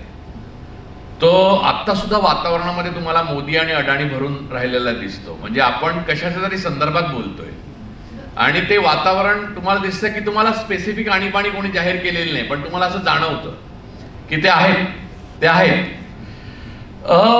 मी सांगतो की अल्टरनेट मीडिया किंवा अल्टरनेट कंटेंट, आपण काही नाव घेतलं तरी, म्हणजे आता अल्टरनेट मीडिया असं का म्हणतो आपण, याचं छोटं एक कारण असं की याच्यात पैसे फार मिळत नाहीत. तर आणि ते स्वतःवर मिळवायला लागतात, महिन्याला कोणी आणून देत नाही. तर तो मुद्दा एक अल्टरनेट आहे. दुसरा एक महत्त्वाचा त्यातला मुद्दा असा आहे की कंटेंट जे क्रिएट केलं जातं, किंवा आता मी वेगवेगळ्या प्रकारच्या काळात वेगवेगळ्या कंटेंटमध्ये म्हणजे कंटेंट क्रिएशनचं काम केलं. आज बीडमध्ये आपण एक बघतोय, म्हणजे मी आता बीडपासून देशापर्यंत थोडक्यात सांगतो, धावता प्रवास पटकन. बीडमध्ये खरं तर माझ्या करिअरची सुरुवात केली. माझं एक थिसिस होतं ऊसतोड कामगारावर. ते थिसिस लिहिण्याकरता मी पहिल्यांदा बीडमध्ये तालुका पाटोदा, गाव रायमोह, तिथे राहिलो होतो. तिथे महात्मा फुले संशोधन आणि विकास संस्था नावाची होती आणि मला त्या संस्थेमध्ये ठेवलं होतं म्हणजे मीच राहिलो होतो, कोणीच नव्हतं. ते बाहेर बघितलं तर स्मशान होतं आणि रात्री चिता जळत असत. आणि लाला जाधव म्हणून त्याचे संस्था चालक मालक होते. आतमध्ये एक मार्क्स, एंजल्स, नंतर आपला महात्मा फुले आणि अजून असे 2-3 महापुरुषांचे फोटो होते, असे कागदांच्या थप्प्या होत्या. आणि त्याच्यातनं मला शोधत, तेव्हा ऊसतोड कामगारावर एकही थिसिस युनिव्हर्सिटीजमधनं लिहिला गेला नव्हता. पण मला मग मी ऊसतोड कामगार, गाडी, कोयता, वेळी ते म्हणतात त्याला, त्या सगळ्यांबरोबर फिरलो पहाटे 4 वाजता उठून. पश्चिम म्हणजे migration of sugar can cutters in western Maharashtra, असा तो विषय होता. तेव्हा मला पहिल्यांदा कळलं, म्हणजे बीडची ही स्थिती आता नाही आहे, तेव्हा स्त्रियांवर वारंवार बलात्कार होतात किंवा कंत्राटदाराबरोबर कन्सेन्शुअल सेक्स करायला लागतं. त्यामुळे ऐन 25शीतल्या स्त्रिया बीडमधल्या हिस्टेक्टोमी करून घेत असत, वारंवार गर्भपाताचा त्रास नको म्हणून. आणि तशी हिस्टेक्टोमी करणाऱ्या डॉक्टरांची कारखाने होते. त्यानंतर ते मुंडे नावाचे एक डॉक्टर निघाले आणि मग त्यांना पकडले त्या वेगळ्या कारणासाठी. पण मुद्दा असा की हे मी तेव्हा बघितलंय. त्यामुळे कुठचीही गोष्ट बीज स्वरूपात नसेल तर ती वृक्ष रूपात येणार नाही. म्हणजे 2014ला आपल्याकडे ही परिस्थिती निर्माण झाली आणि त्यामुळे आपण पर्याय शोधतोय असं अजिबात नाही. त्याच्या अगोदर पण कुठेतरी हे होतं, फक्त ते फोफावलं नव्हतं. म्हणजे कसं स्टेट स्पॉन्सर नव्हतं, एवढाच फरक होता. म्हणजे कसं, मी एकदा यशवंत सिन्हांना भेटलो दिल्लीमध्ये, आता 1.5-2 वर्ष आले. ते म्हणाले हा कम्युनलिझम आहे ना, म्हणजे जे आत्ता वरुण म्हणाला किंवा अमेय म्हणाला, तो आपण जरा खाजवलं ना. मला कालच माझ्या घरामध्येच मी माझ्या मुलीशीच बोलत होतो तेव्हा माझ्या असं मला म्हणाली तो मनुष्य फार इस्लामोफोबिक आहे वगैरे. मी म्हटलं भारतामध्ये एखादा मनुष्य इस्लामोफोबिक नसणं हे आश्चर्य आहे, फक्त तो बोलून दाखवत नसेल. आणि थोडा जर 10 दिवस दिले मला तर एखादा नसलेला मनुष्याला मी इस्लामोफोबिक बनवू शकतो. एवढं सोपं आहे ते. त्यामुळे इथे म्हणजे कसं ते वेगळे राहतात, ते डोळ्यात काजळ घालतात. म्हणजे काय आहे की मोगलांच्या नंतर 1857च्या बंडानंतर ब्रिटिशांशी युद्ध झालं, त्याच्यानंतर 40 वर्ष मुसलमानांना ब्रिटिशांनी ज्या प्रकारे ट्रीटमेंट दिली आणि त्यांना ज्या स्तरात आणून सोडलं, तिथून वर उचलण्याचा प्रयत्नच आपण केला नाही. म्हणजे अगोदरच्या सरकारने तसा केला नाही. सच्चर आयोगाला त्याच्यावर केवढा, म्हणजे मनमोहन सिंगावर अजूनही खोटा आरोप केला होता की त्यांनी मुसलमानावर इथल्या संसाधनाचा पहिला हक्क आहे असं म्हटलं होतं. एनिवे, तर मुद्दा असा आहे की त्या परिस्थितीत राहून ते मोगलांसारखे तर दिसणार नाहीत, अकबरासारखे तर दिसणार नाहीत. तर ती गरिबी, ते अज्ञान जे आहे त्यातून आपण बरोबरीची स्पर्धा आहे, जी ब्राह्मणवादाशी स्पर्धा मुसलमान कसे करतील, त्यांची स्पर्धा मुळात ब्राह्मणवादाशी. कारण इस्लाम जेव्हा भारतात आला तेव्हा तो जाती व्यवस्थेला आव्हान देणारा होता, म्हणून अनेक जण कन्व्हर्ट झाले. तलवारीच्या जोरावर कन्व्हर्जन खूप कमी झालं. त्यामुळे ब्राह्मणवादासाठी पहिला शत्रू इस्लाम होता. म्हणून गोळवलकरांनी बंच ऑफ थॉट्स मध्ये इस्लाम हाच आपला पहिला शत्रू असं लिहिलंय. मग ख्रिश्चॅनिटी, कारण तो पण कन्व्हर्जन कडे नेणारा होता. आणि मग कम्युनिस्ट, कारण ते वेगळ्या प्रकारचं कन्व्हर्जनच करत होते. तर या सगळ्या पार्श्वभूमीवर आज आपण इथे येऊन पोहोचलेलो आहोत. तर लक्षात घ्या की कोणता विचार क्षीण झाला आणि त्यामुळे आपण पर्याय म्हणून उभे राहिलो. आज आपण पर्याय म्हणून आपल्याकडे का पाहिला होता की बेनेगल, आता श्याम बेनेगल सर गेले, तर श्याम अंकलला जेव्हा मी सेटवर बघितलं तेव्हा त्यांना पॅरलल सिनेमाचे जनक मानले जायचे. आता ते मेनस्ट्रीम सारखे वाटतात, बरोबर. आता वरुण म्हणतो की ते मेनस्ट्रीम आहेत, मी पॅरलल आहे म्हणून. तर आता मुद्दा असा आहे की ती सशक्तता जी आहे ती कुठच्या विचाराला आलेली आहे. म्हणजे एकेकाळी असं होतं की कम्युनिस्ट आणि डाव्या विचारांची सशक्तता एवढी होती की जनसंघ पर्यायी विचार होता, छोटा होता. तर त्यामुळे जनसंघाचे लोक एवढे लबाड होते की मी असं बघितलं की लहानपणी मी कोकणात लहानपण गेलं माझं, तर प्रजा समाजवादी पार्टीच्या उमेदवाराच्या त्या सायकलच्या दांडीवर डबल सीट बसून जनसंघाचा उमेदवार जात असे मतदानाला. हा भाईचारा नव्हता, ही सोय होती. त्यामुळे याला सीटवर बसलेल्याला भाईचारा वाटत होता तो. तसा जयप्रकाश नारायणांना वाटला आणि तसा नितीश कुमारना वाटला. त्यांच्या बाजूने भाईचारा नव्हता. तर मुद्दा असा आहे की वस्तुस्थिती बदललेली नव्हती. आपल्याला पर्याय म्हणून उभं राहायला लागलं. याचं कारण या वातावरणात भरलेला अहंकार, या वातावरणात भरलेली झुंडशाही, या वातावरणात भरलेली हुकुमशाही आणि या वातावरणात भरलेला मोदी अडाणी हे रिप्रेझेंटेटिव्ह आहे. नावं कोणी असू शकतात तिथे. मोदी शहा अडाणी हे आत्ताची नाव आहे. तर मुद्दा हा आहे की हे सगळं जे भरून राहिलेलं आहे या वातावरणात, जे तुम्हाला अत्यंत नफरतकडे नेणारं, म्हणजे एखाद्या विद्वेषाकडे नेणारं, द्वेषाकडे नेणारं हे जे काय आहे त्याच्या विरुद्ध आपण उभं राहण्याचा प्रयत्न करतो. पण हे साने गुरुजींनी जेव्हा म्हटलं होतं तेव्हा ते पर्यायी नव्हते ना, ते मूळ होते. आज आपण पर्याय, मूळ असण्यापासून पर्यायी असण्यापर्यंत प्रवास केलेला आहे. जर आपले मूळ साने गुरुजी जर आज मानायचं ठरवलं तर आपण पर्याय म्हणून उभे राहिलो. ते आपल्या एका सशक्त रेषेची आपण एकदा अशक्त रेषेमध्ये परिवर्तन केलेलं आहे. त्यामुळे ते अभिमानास्पद नसून आपल्या पूर्वीच्या लोकांनी केलेल्या चुकांची किंमत आहे ती. आणि किंबहुना आपण पण पूर्व आयुष्यात केलेल्या चुकांची, असं मला कित्येकदा वाटतं की माझ्या लहानपणी सुद्धा मला असं मला असं म्हणतं स्पेसिफिक राजकीय शिक्षण कधी मिळालेलं नाही किंवा आमच्या घरात काय असं राजकीय बिजकीय वातावरण होतं. मी बघत शिकलो. नंतर वेगवेगळ्या प्रकारच्या विचारसरणीच्या. मी गांधी आश्रमात राहिलो, पवनारच्या विनोबा आश्रमात राहिलो, नंतर समता आंदोलनाशी माझा संबंध आला. समर खडस आहे ना, त्याचे वडील मोहम्मद खडस आमचे क्लासेस घ्यायचे, म्हणजे विचार प्रवर्तक क्लासेस घ्यायचे. मग कम्युनिस्टांशी माझा संबंध आला. सगळ्यांना मी बघितलं जवळून. काँग्रेसवाल्यांचं तर राज्यच होतं, त्यामुळे त्यांच्याशी संबंध न येऊन चालेल कसं. गंमत अशी की हिंदुत्ववाद्यांशी संबंधच नाही आला. आणि तेव्हा माझ्या लक्षात, आत्ता माझ्या लक्षात हे येतं की ही चूक होती. आपण ज्यांच्याशी लढतोय त्यांचा आपण पूर्वीच अभ्यास करून नीट ठेवायला पाहिजे होता. तो अभ्यास तेव्हा केला नाही म्हणून आता करायला लागतो या वयात. लक्षात आलं? त्याला आपण पर्याय असं म्हणतोय. तर अभ्यासाच्या खाली जी काही म्हणतात बघा उत्तर प्रश्नोत्तर, त्याच्यात पर्यायवाचक, हा, तर आपण पर्यायवाचक आहोत. ती उत्तरं शोधतोय आपण, कारण मूळ प्रश्नाचा आपण नीट अभ्यास केला नव्हता किंवा आपल्या अगोदरच्या पिढीने. आणि हे किती क्रूर होऊ शकतात, किती थेट होऊ शकतात याची आपल्याला पुरेशी कल्पना नव्हती. तुम्ही सांगतोय आता की या संघाच्या लोकांनी आयुष्यभर प्रचार केला की नेहरूंनी चीनला अक्साई चीन देऊन टाकलं. आज चीनने भारताची भूमी बळकावून 2 राष्ट्र तयार केली तिकडे स्वतःची. त्याला ते काउंटी म्हणतात. हे परराष्ट्र मंत्रालयाने पत्रकार परिषद घेऊन काल आपल्याला सांगितलं. आणि यांनी आपल्या कोई घुसा नाही, कोई घुसेगा नाही वगैरे सांगून झालं. तर या परिस्थितीच्या पार्श्वभूमीवर आपण किती, म्हणजे नेहरू बिचारे लढले, त्यांच्याकडे साधनं कमी होती. नुकतंच स्वातंत्र्य मिळालेलं, 10 वर्ष तर झालेली या प्रजासत्ताकाला, 52 ते 62. तर मुद्दा असा आहे की हे या प्रकारच्या लेवलला, आणि तरी त्यांना आपण थोर पुरुष विभूती म्हणून मानणाऱ्या लोकांना रोज तोंड देतोय. तर ही, आणि ते आपले नातेवाईक आहेत, आपले मित्र आहेत, आपल्या व्हॉट्सअप ग्रुपवर आहेत, आपल्याला SMS पाठवतात.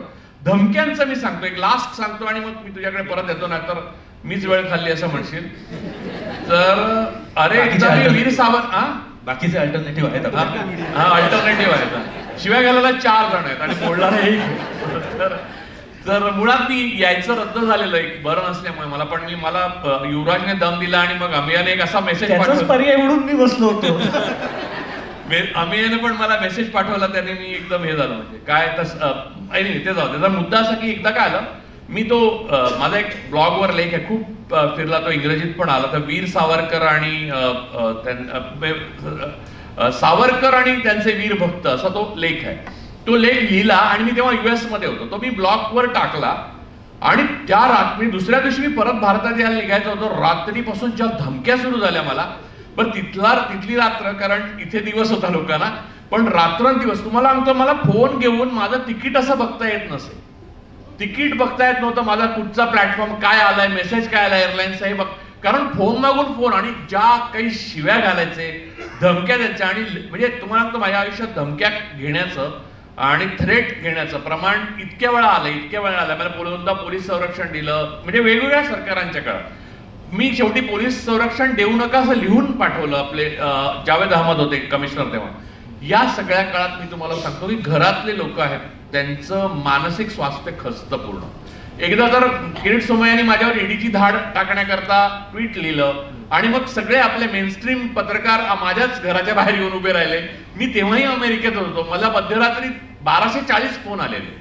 सकाळी बघतो तर म्हटलं झालं काय असं भारतात, मला वाटलं सरकार बदललं म्हणून. तर नंतर मला तिकडून घरच्यांनी शिव्या घातल्या, बायकोने आणि मुलीने शिव्या घातल्या की तू काय करून ठेवतोस इकडे, तर तिकडे जाऊन बसतो आणि इकडे आमच्या मागे येतात. तर या प्रकारच्या डेली क्रायसिसला तोंड देताना, हे तुम्ही बीडचं उदाहरण सांगितलं, तुम्ही देशातलं उदाहरण घ्या. तुम्हाला अडाणीला सगळं माफ आहे आणि तुम्हाला काही माफ नाही. आत्ता मी वरुडला त्या फोटो दाखवला ज्याची हत्या झाली चंद्राकारची, त्याचा फोटो बघा, मृतदेहाचा फोटो बघा. तो फोटो इतका भयानक आहे ज्या पद्धतीने त्याला मारला. तर मला रोज 3 दिवस वाटतं की कुणास ठाऊक त्याचा एक सेप्टिक टँक होता, आपलाही एक दुसरा असेल सेप्टिक टँक, आणि तो कधी भेटेल आपल्याला काही सांगता येणार नाही. तर पॅरलल म्हणजे काय, तर आपल्याला सेप्टिक टँक असताना सुद्धा आपण लढतो, हे पॅरलल. आणि जे मेनस्ट्रीम असं आपण जे सो कॉल्ड म्हणतो ते PR एजन्सी चालवतात, त्यांना कशाचाही धोका नाही आणि त्यांना वर्षाच्या अखेरीला annual income so and so मिळणार हे खात्री असते. त्याच्या बदल्यात ते सर्व खोटेपणाला सरकारच्या पाठिंबा देतात. एक मी आता वरुणकडे त्यासाठीच येणार होतो की तुम्ही आता जे थ्रेट्स किंवा इतर धमक्या याबद्दल जे बोललात, वरुण सुद्धा नुकतंच त्याला पण या संदर्भातले प्रेशर्स वगैरे सगळे येण्याची शक्यता आहे, कारण त्याची जी दुसरी डॉक्युमेंटरी आहे जमुरा, ती जमुरा तर थेट आपल्या लोकसभेच्या वेळेला आत्ता देशाचे पंतप्रधान नरेंद्र मोदी यांच्या विरोधात ज्या माणसानं लढण्याचा प्रयत्न केला त्या श्याम रंगिलाला घेऊन केलेली डॉक्युमेंटरी आहे. तर म्हणून तू ज्या प्रकारे तो जो अनुभव तुला आले ते सुद्धा जर राजू सरांच्या सोबत जर सांगितलेस त्या आवडणारी आहे मला फार आवडतं. मला आत्ता रिसेंटली कळलं, यू हॅड ट्विटेड दॅट. जमुराची म्हणजे त्याच्यातली गंमत आणि थ्रेट दोन्ही सांगतो. जमुराचं झालं असं की एप्रिल महिन्याच्या शेवटाकडे कधीतरी असं संध्याकाळी मला कुणाल कामरा म्हणून कॉमेडियन आहे आणि माझा मित्र आहे, आम्ही सोबत काही प्रोजेक्ट्स करतोय, तर कुणालचा फोन आला, काय करतोयस? मी म्हटलं काय नाही आता मे महिन्यात तुझं गाणं. आम्हीच एका दुसऱ्या विषयावर एक फिल्म करणार होतो जी आता करायची आहे आता आम्हाला. तर म्हटलं त्याचं रिसर्च आणि ह्याचा मला थोडा प्रवास करायचा. बोलला नाही, एक काम कर, आपण एक कॉनकॉलवर बोलूया. आणि मग मला परत कुणालचा एक 5 मिनिटात फोन आला आणि लाईनवर श्याम रंगीला नावाचा आमचा मित्र होता, कॉमेडियन, जो नरेंद्र मोदींचा आवाज काढतो. तर मग आम्ही बोलत होतो, काय म्हटलं काय झालंय? नाही, हे आत्ता जे सुरतला झालं, म्हणजे बिनविरोध निवडून दिला गेला एक BJPचा तिथला खासदार, आता जे इंदोरला चालू आहे, तर आपण काहीतरी ह्याच्यावर म्हटलं पाहिजे, म्हणजे इरेस्पेक्टिव्ह ऑफ पार्टी. म्हणजे मुळातच आमची एक सिस्टीम आहे ना, आमचे अधिकार आहेत. तुम्ही जर आमचे अधिकार डावलायला लागलात तर उद्या आमच्या रेशनाचे पण तुम्ही डावलून टाकाल, कुठलेही डावलाल, आणि हे नाही घडलं पाहिजे. आणि याच्यावर कलाकार म्हणून आपण काहीतरी करायचं बोलून. म्हटलं काय करूया? तर मग त्या चर्चा असं झालं की नाही, श्याम म्हणतो की आपण मी लढतो वाराणसीतून मोदींच्या पुढ्यात. म्हटलं चांगली गोष्ट आहे. आणि मी ॲज आय सेड, मी ह्या आधी पॉलिटिकल कॅम्पेन स्ट्रॅटेजिस्ट म्हणून खूप वर्ष काम केल्यामुळे त्याचं होतं की ह्याला त्यातलं काही गंध नाही आहे, तर तू तिथे सोबत असायला हवास वरून. म्हटलं चालेल. आणि मग कोणाचं होतं की तू जातोच आहेस तर हे सगळं रेकॉर्डही करू. म्हटलं चालेल. आणि हा अगदी 5 मिनिटाचा कॉल होता आमचा. बघा म्हणजे का वेड्यांच्या ह्याच्यात की नंतर मला इतक्या शिव्या खाल्ल्यात मी या विषयावरनं. 5 मिनिटात आम्ही 3 मुलांनी खरं तर असं ठरवलं की आपण देशाच्या पंतप्रधानांच्या विरोधात निवडणूक लढवायची. हे बाबासाहेबांनी दिलं. म्हणून आंबेडकर आम्ही का ओळखू शकतो?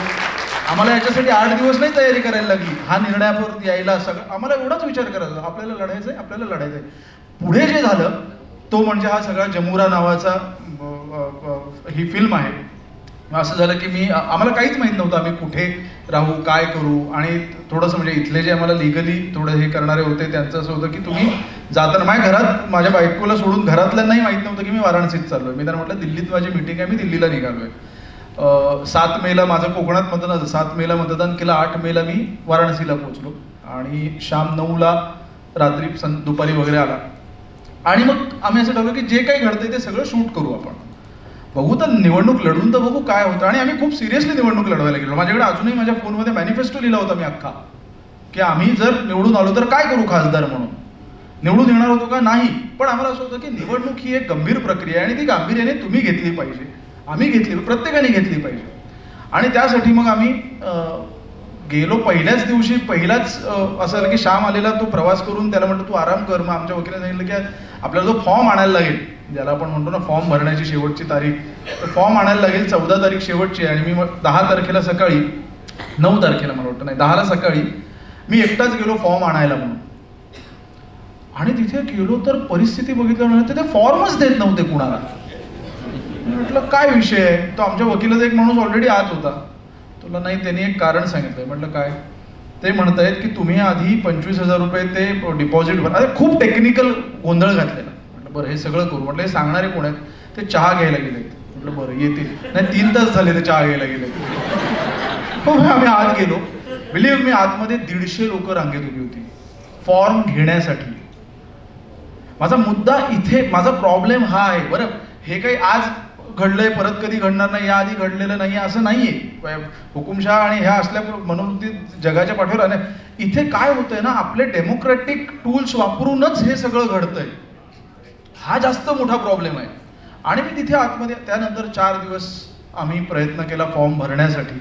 हे सगळं कॅमेरावर शूट होत होतं सगळं. आम्ही रूममध्ये काय गप्पा मारतोय, मग आम्ही वकिलांकडे गेलो. मग एक वकील आम्हाला भलतेच भेटले तिथे. त्यांच्या डोक्यात काहीतरी वेगळंच चालू होतं या सगळ्यातून. आपण एक काम करू, आपण दिल्लीत जाऊन पिटिशन टाकलं. म्हटलं दादा आमची तर उद्याच्या भाड्याची वांदे आहेत. फार नाही वरून 6 लाखात सगळं होईल. म्हटलं या आपण.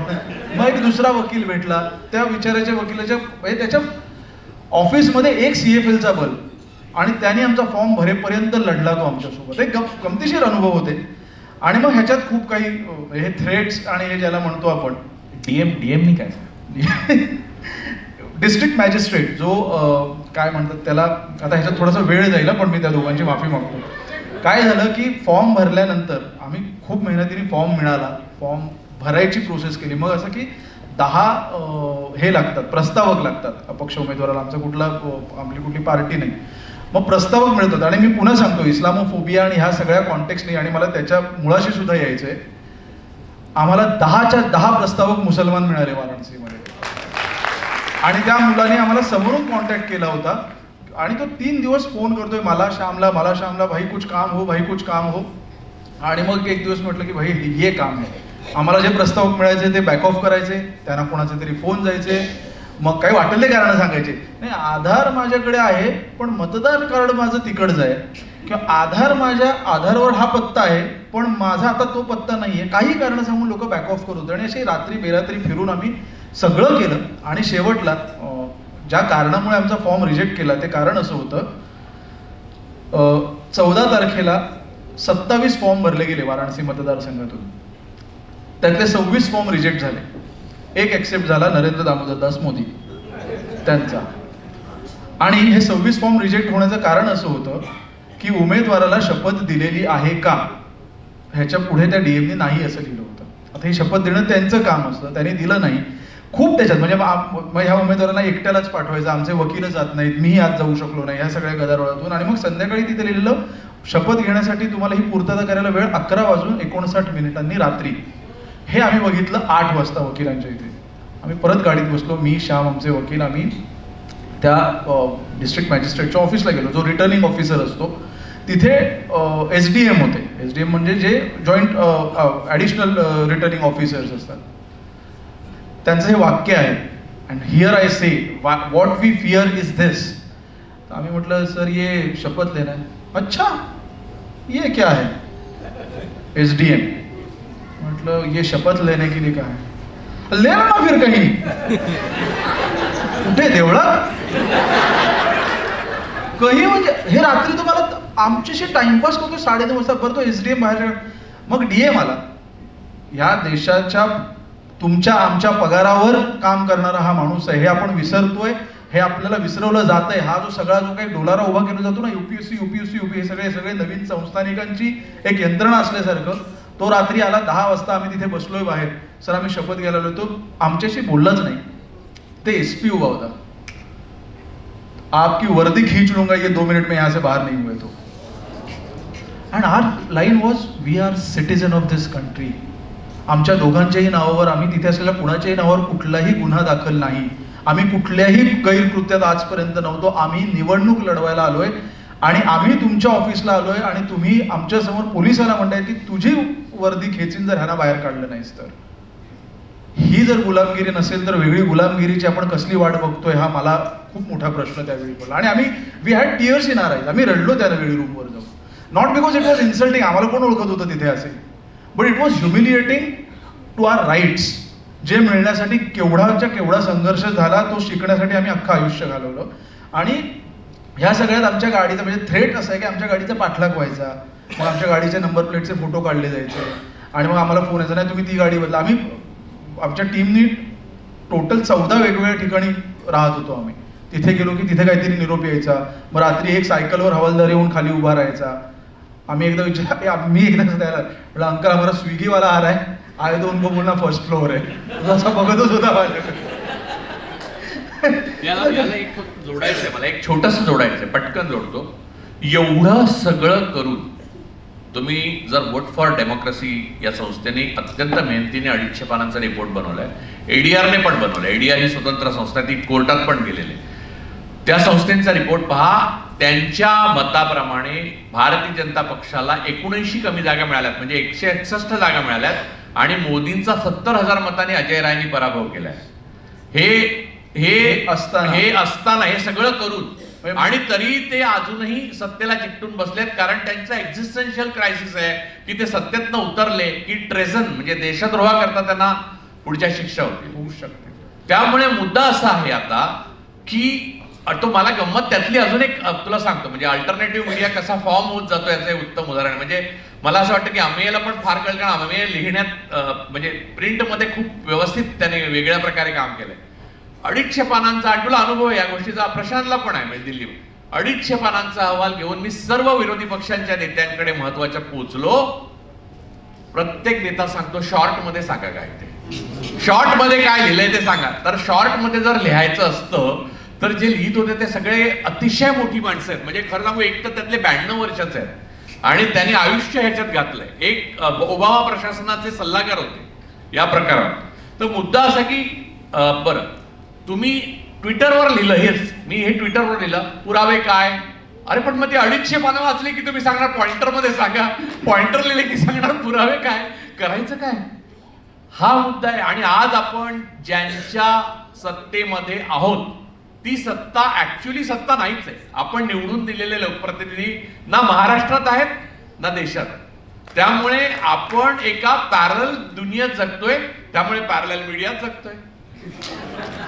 आणि मी मगाचा एकच माझा की हो ह्याची बीज आधी कुठेतरी असतात. मला आत्ताच अचानक एकदम तो एक प्रसंग आठवला माझ्या लहानपणीचा.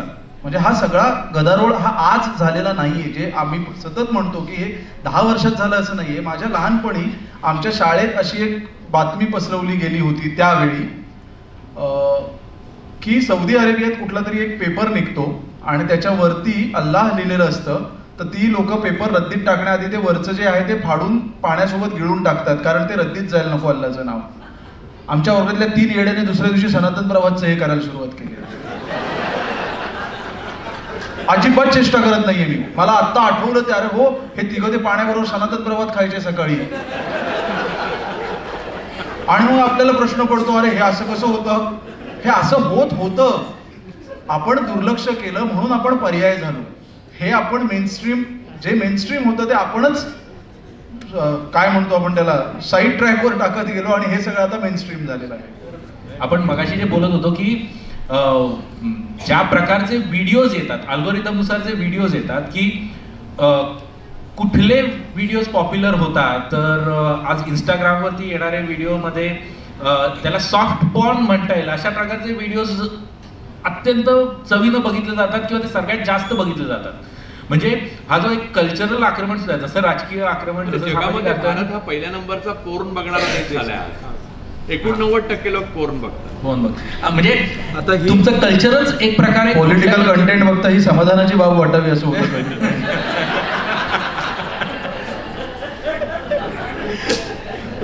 म्हणजे हा मुद्दा केवळ राजकीय याच्यापुरता मर्यादित नसून एकूणच तुमच्या सांस्कृतिक आणि सामाजिक बाबींबद्दल सुद्धा ज्या प्रकारचे आक्रमण होत आहेत त्याच्यावर सुद्धा हा मुद्दा तेवढाच महत्वाचा आहे. त्यामुळे तू म्हणजे ही जी सगळी कल्चरल मला हे विचारायचं आहे की या सगळ्या कल्चरल बाबींचं जे आक्रमण आपण म्हणतोय, वेगवेगळ्या प्रकार कुठल्या कल्चरल गोष्टी आपण आधी एन्जॉय करायचो आणि आता कुठल्या कल्चर आपल्याला एन्जॉय करायला लावलं जातंय, ह्या गोष्टीकडे, ह्या बदललेल्या गोष्टीकडे तू कशा प्रकारे बघतोस किंवा हे होतंय का काय? कॉन्स्पिरसी वाटावी असं ठरवून केल्यासारखं दिसतंय. म्हणजे बेसिकली या सगळ्याचं डिफॉर्मेशन आहे, विकृतीकरण आहे प्रत्येक गोष्टीचं.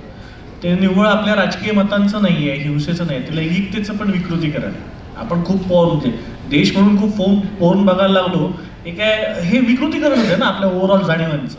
आणि मग हे सगळीकडेच आहे, सगळ्याचं सरसकटीकरण आहे. कुठेही तुम्ही कुठल्याही क्षेत्रामध्ये तुम्ही जर तुम्हाला हेच बघायला मिळतं. म्हणजे मी माझे जे सगळे नातेवाईक असतात किंवा अशा पद्धतीने विचार करणारे लोक असतात त्यांच्याशी मी नेहमी एका मुद्द्यावर बोलतो. त्याच्यात त्यांना काय निरुत्तर करणं हा काय आपला उद्देश नसतो. बेसिकली त्यांनी विचार करावा हा उद्देश असतो. तो हा असतो की, आणि हे मी स्वतः अनुभवतो. म्हणजे मी आजचा सुद्धा इंडियन एक्सप्रेस बघतो, हिंदू बघतो, मी स्वतः फ्रंटलाईनला काम करतो. तुम्ही सगळ्यांनी अनुभवा. 2004 ते 2011-12 पर्यंत, म्हणजे इथल्या अनेकांना कदाचित आवडायचं नाही पण ते अण्णा नावाचा एक धिंगाणा चाललेला होता देशामध्ये तो सुरू होईपर्यंत म्हणजे मी ह्या गोष्टीबद्दल आमच्या दोघांचं फारच एकमत आहे, मी आणि राजू. एक नंबरचा धिंगाणा होता तो. RSS sponsor. तुम्हाला त्याच्याबद्दल काय बोलायचं असेल तर बोलू शकता म्हणजे. ते फर्स्ट हँड साक्षीदार आहेत त्या सगळ्याच्या. सो तोपर्यंत तुम्ही बघा की आपल्याकडे बातम्या काय असायच्या की कुणाला तरी IIT मध्ये पॅकेज मिळालं आणि ते मग खूपच मिळालं, किंवा इथे काय ही चेन उघडली, इथे काय नवीन शोरूम उघडलं, अशा पद्धतीच्या बेसिकली लोकांच्या मटेरियलिस्टिक लाईफबद्दल त्यांचं कसं जास्त एन्हान्स होईल याबद्दल. म्हणजे याचा अर्थ मी त्या पक्षाला कोण सत्तेत पक्ष होता वगैरे हा त्यातला मुद्दा वेगळा. आपल्या लोकांच्या रोजच्या जगण्यातले मुद्दे काय होते, विषय काय होते. आणि आता तुम्ही बघा, शेवटची बातमी आपण कधी बघितली IIT मधून खूप चांगलं पॅकेज मिळालं अशी? खरंच बघा तुम्ही. मी आजचा सकाळचा पेपर उघडला, इंडियन एक्सप्रेस. मी असं पेपर खरंच बघत होतो की काय बातमी आहे. तर एक संभल ते मशिदीखाली काय विषय, आणि ह्या अशाच बातम्या, कुठे लव जिहाद, कुठे सकल हिंदू मोर्चा, कुठे तो एक टी राजा सिंग नावाचं एक. फारच ही माणसं प्रचंडच भारी आहेत. ही काही लोक सगळीकडे देशभर दिसतात. ते काही जाऊन बोलतात, काही भाषणं करतात, काही क्लेम करतात, आणि त्यांच्याच बातम्या दिसतात. म्हणजे द्वेष, हिंदू मुसलमान, धर्म, ही जात विरुद्ध ती जात, ह्या पलीकडे आपल्यासमोर काय दिसतच नाही. दुसरं पेपरमध्ये दिसत नाही, कुठेच दिसत नाही. सो हे आपल्या रोज सकाळी आपण उठायचं आणि काय बघायचं, काय वाचायचं, हे आज कुठे ह्या जमावाने हा संशय आला म्हणून ह्या माणसाला मारलं, हे बघायचं आपण रोज सकाळी उठून.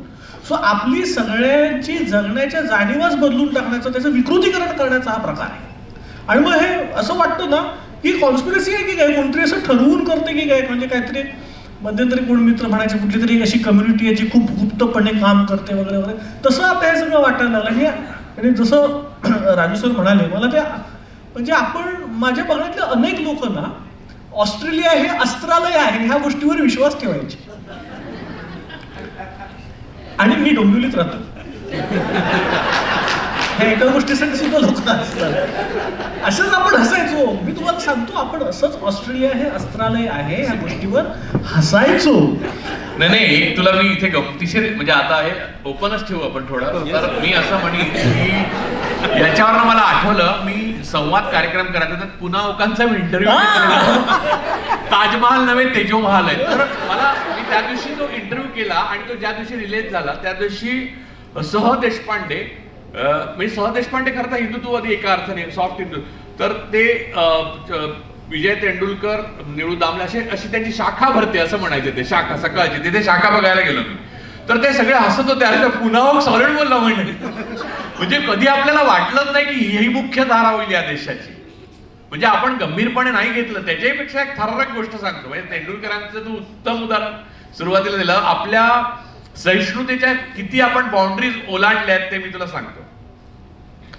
एकदा मी तेंडुलकरांकडे गेलो, जनरली त्यांच्याकडे मी दुपारचा उशिरा जायचो आणि मी आकाश, मी एकाच वेळेला खूप कामं करतो, पुन्हा माझं फेलोशिप होती, मग मला थिसिस लिहायचा असायचा, सगळंच करून जायचं. तर त्यांना माहिती असेल मला भूक लागलेली असायचं, म्हणून ते सांगायचे जेवायला बस म्हणून.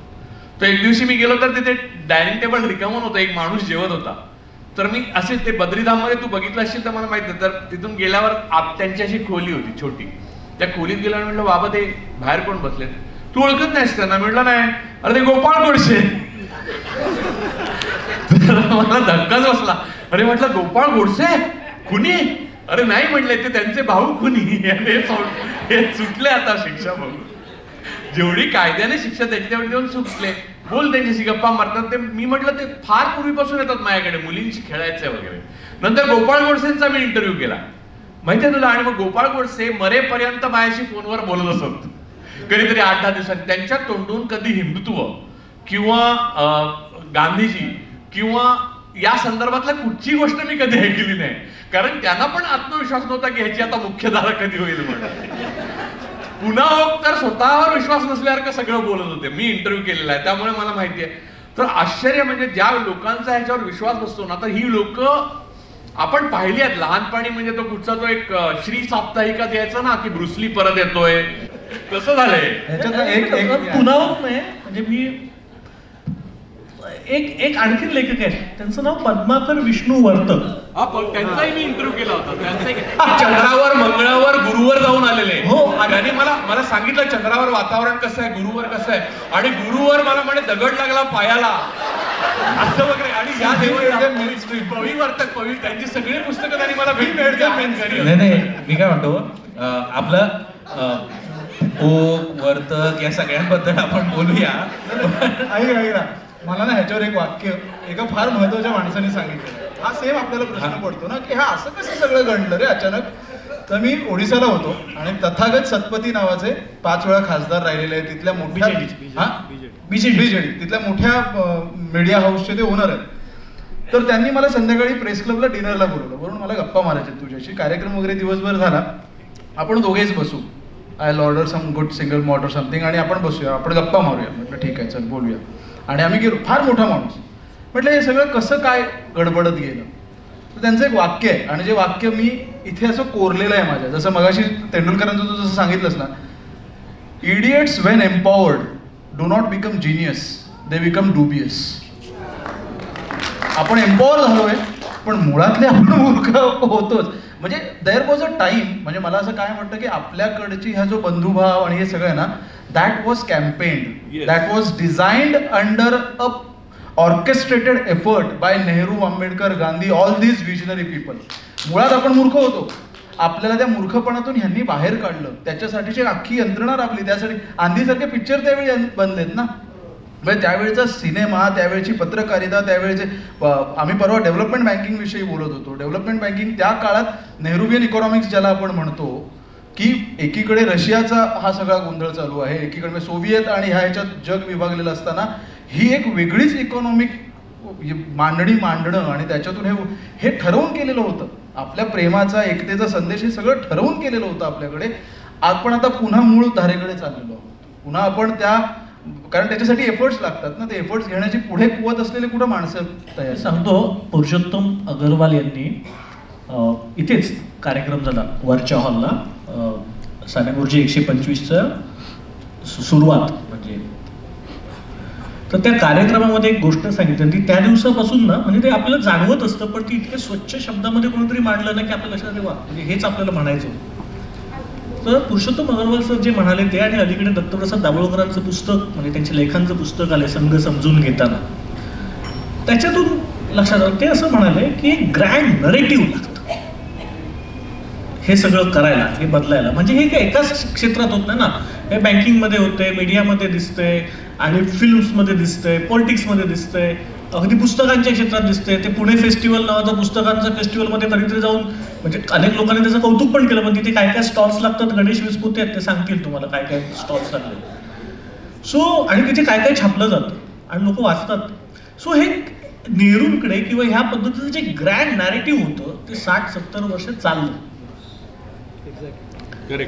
आपल्याला सगळ्यांना जे दुःख होतंय ते 2 प्रकारचं होतं. एक तर आपण खूप हसतो पविवर्तक टाईप लिखाणावर, बरोबर आहे. जसं राजू म्हणाला की अरे माझे हिंदुत्ववादी मित्रच नव्हते. नाही, मित्र होते, अनेक नातेवाईक पण होते, पण आपण त्यांच्याशी ह्या विषयावर बोलायचो नाही. का बोलायचो नाही, तर कोणतरी सांगायचं अरे तुला माहिती आहे का ते वर्तकांच्या पुस्तकात बघ, तिथे त्यांनी चिलीमध्ये काय एअर स्ट्रीप आहे आणि त्या एअर स्ट्रीपवर रावणाचं पुष्पक उतरायचं, त्यांनी ते वास्तव रामायणमध्ये. मग आपण ते कशासाठी वाचायचो, अरे वा काहीतरी विनोद पाहिजे ना आपल्या आयुष्यामध्ये, म्हणून आपण वाचायचो. विचित्र विश्व, हा विचार. आणि मग काहीतरी असं फॅन्टसी वाचते, कधीतरी मूड आला म्हणून वाचायचं आणि ठेवून द्यायचं, ते काही गांभीर्य.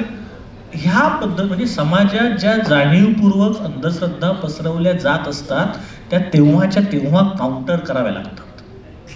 ते आपण केलं नाही, आणि आता इथला मेन स्ट्रीम मीडिया ते पूर्णपणे करतो. तो अंधश्रद्धा पसरवण्याचा प्रमुख सोर्स झालेला आहे.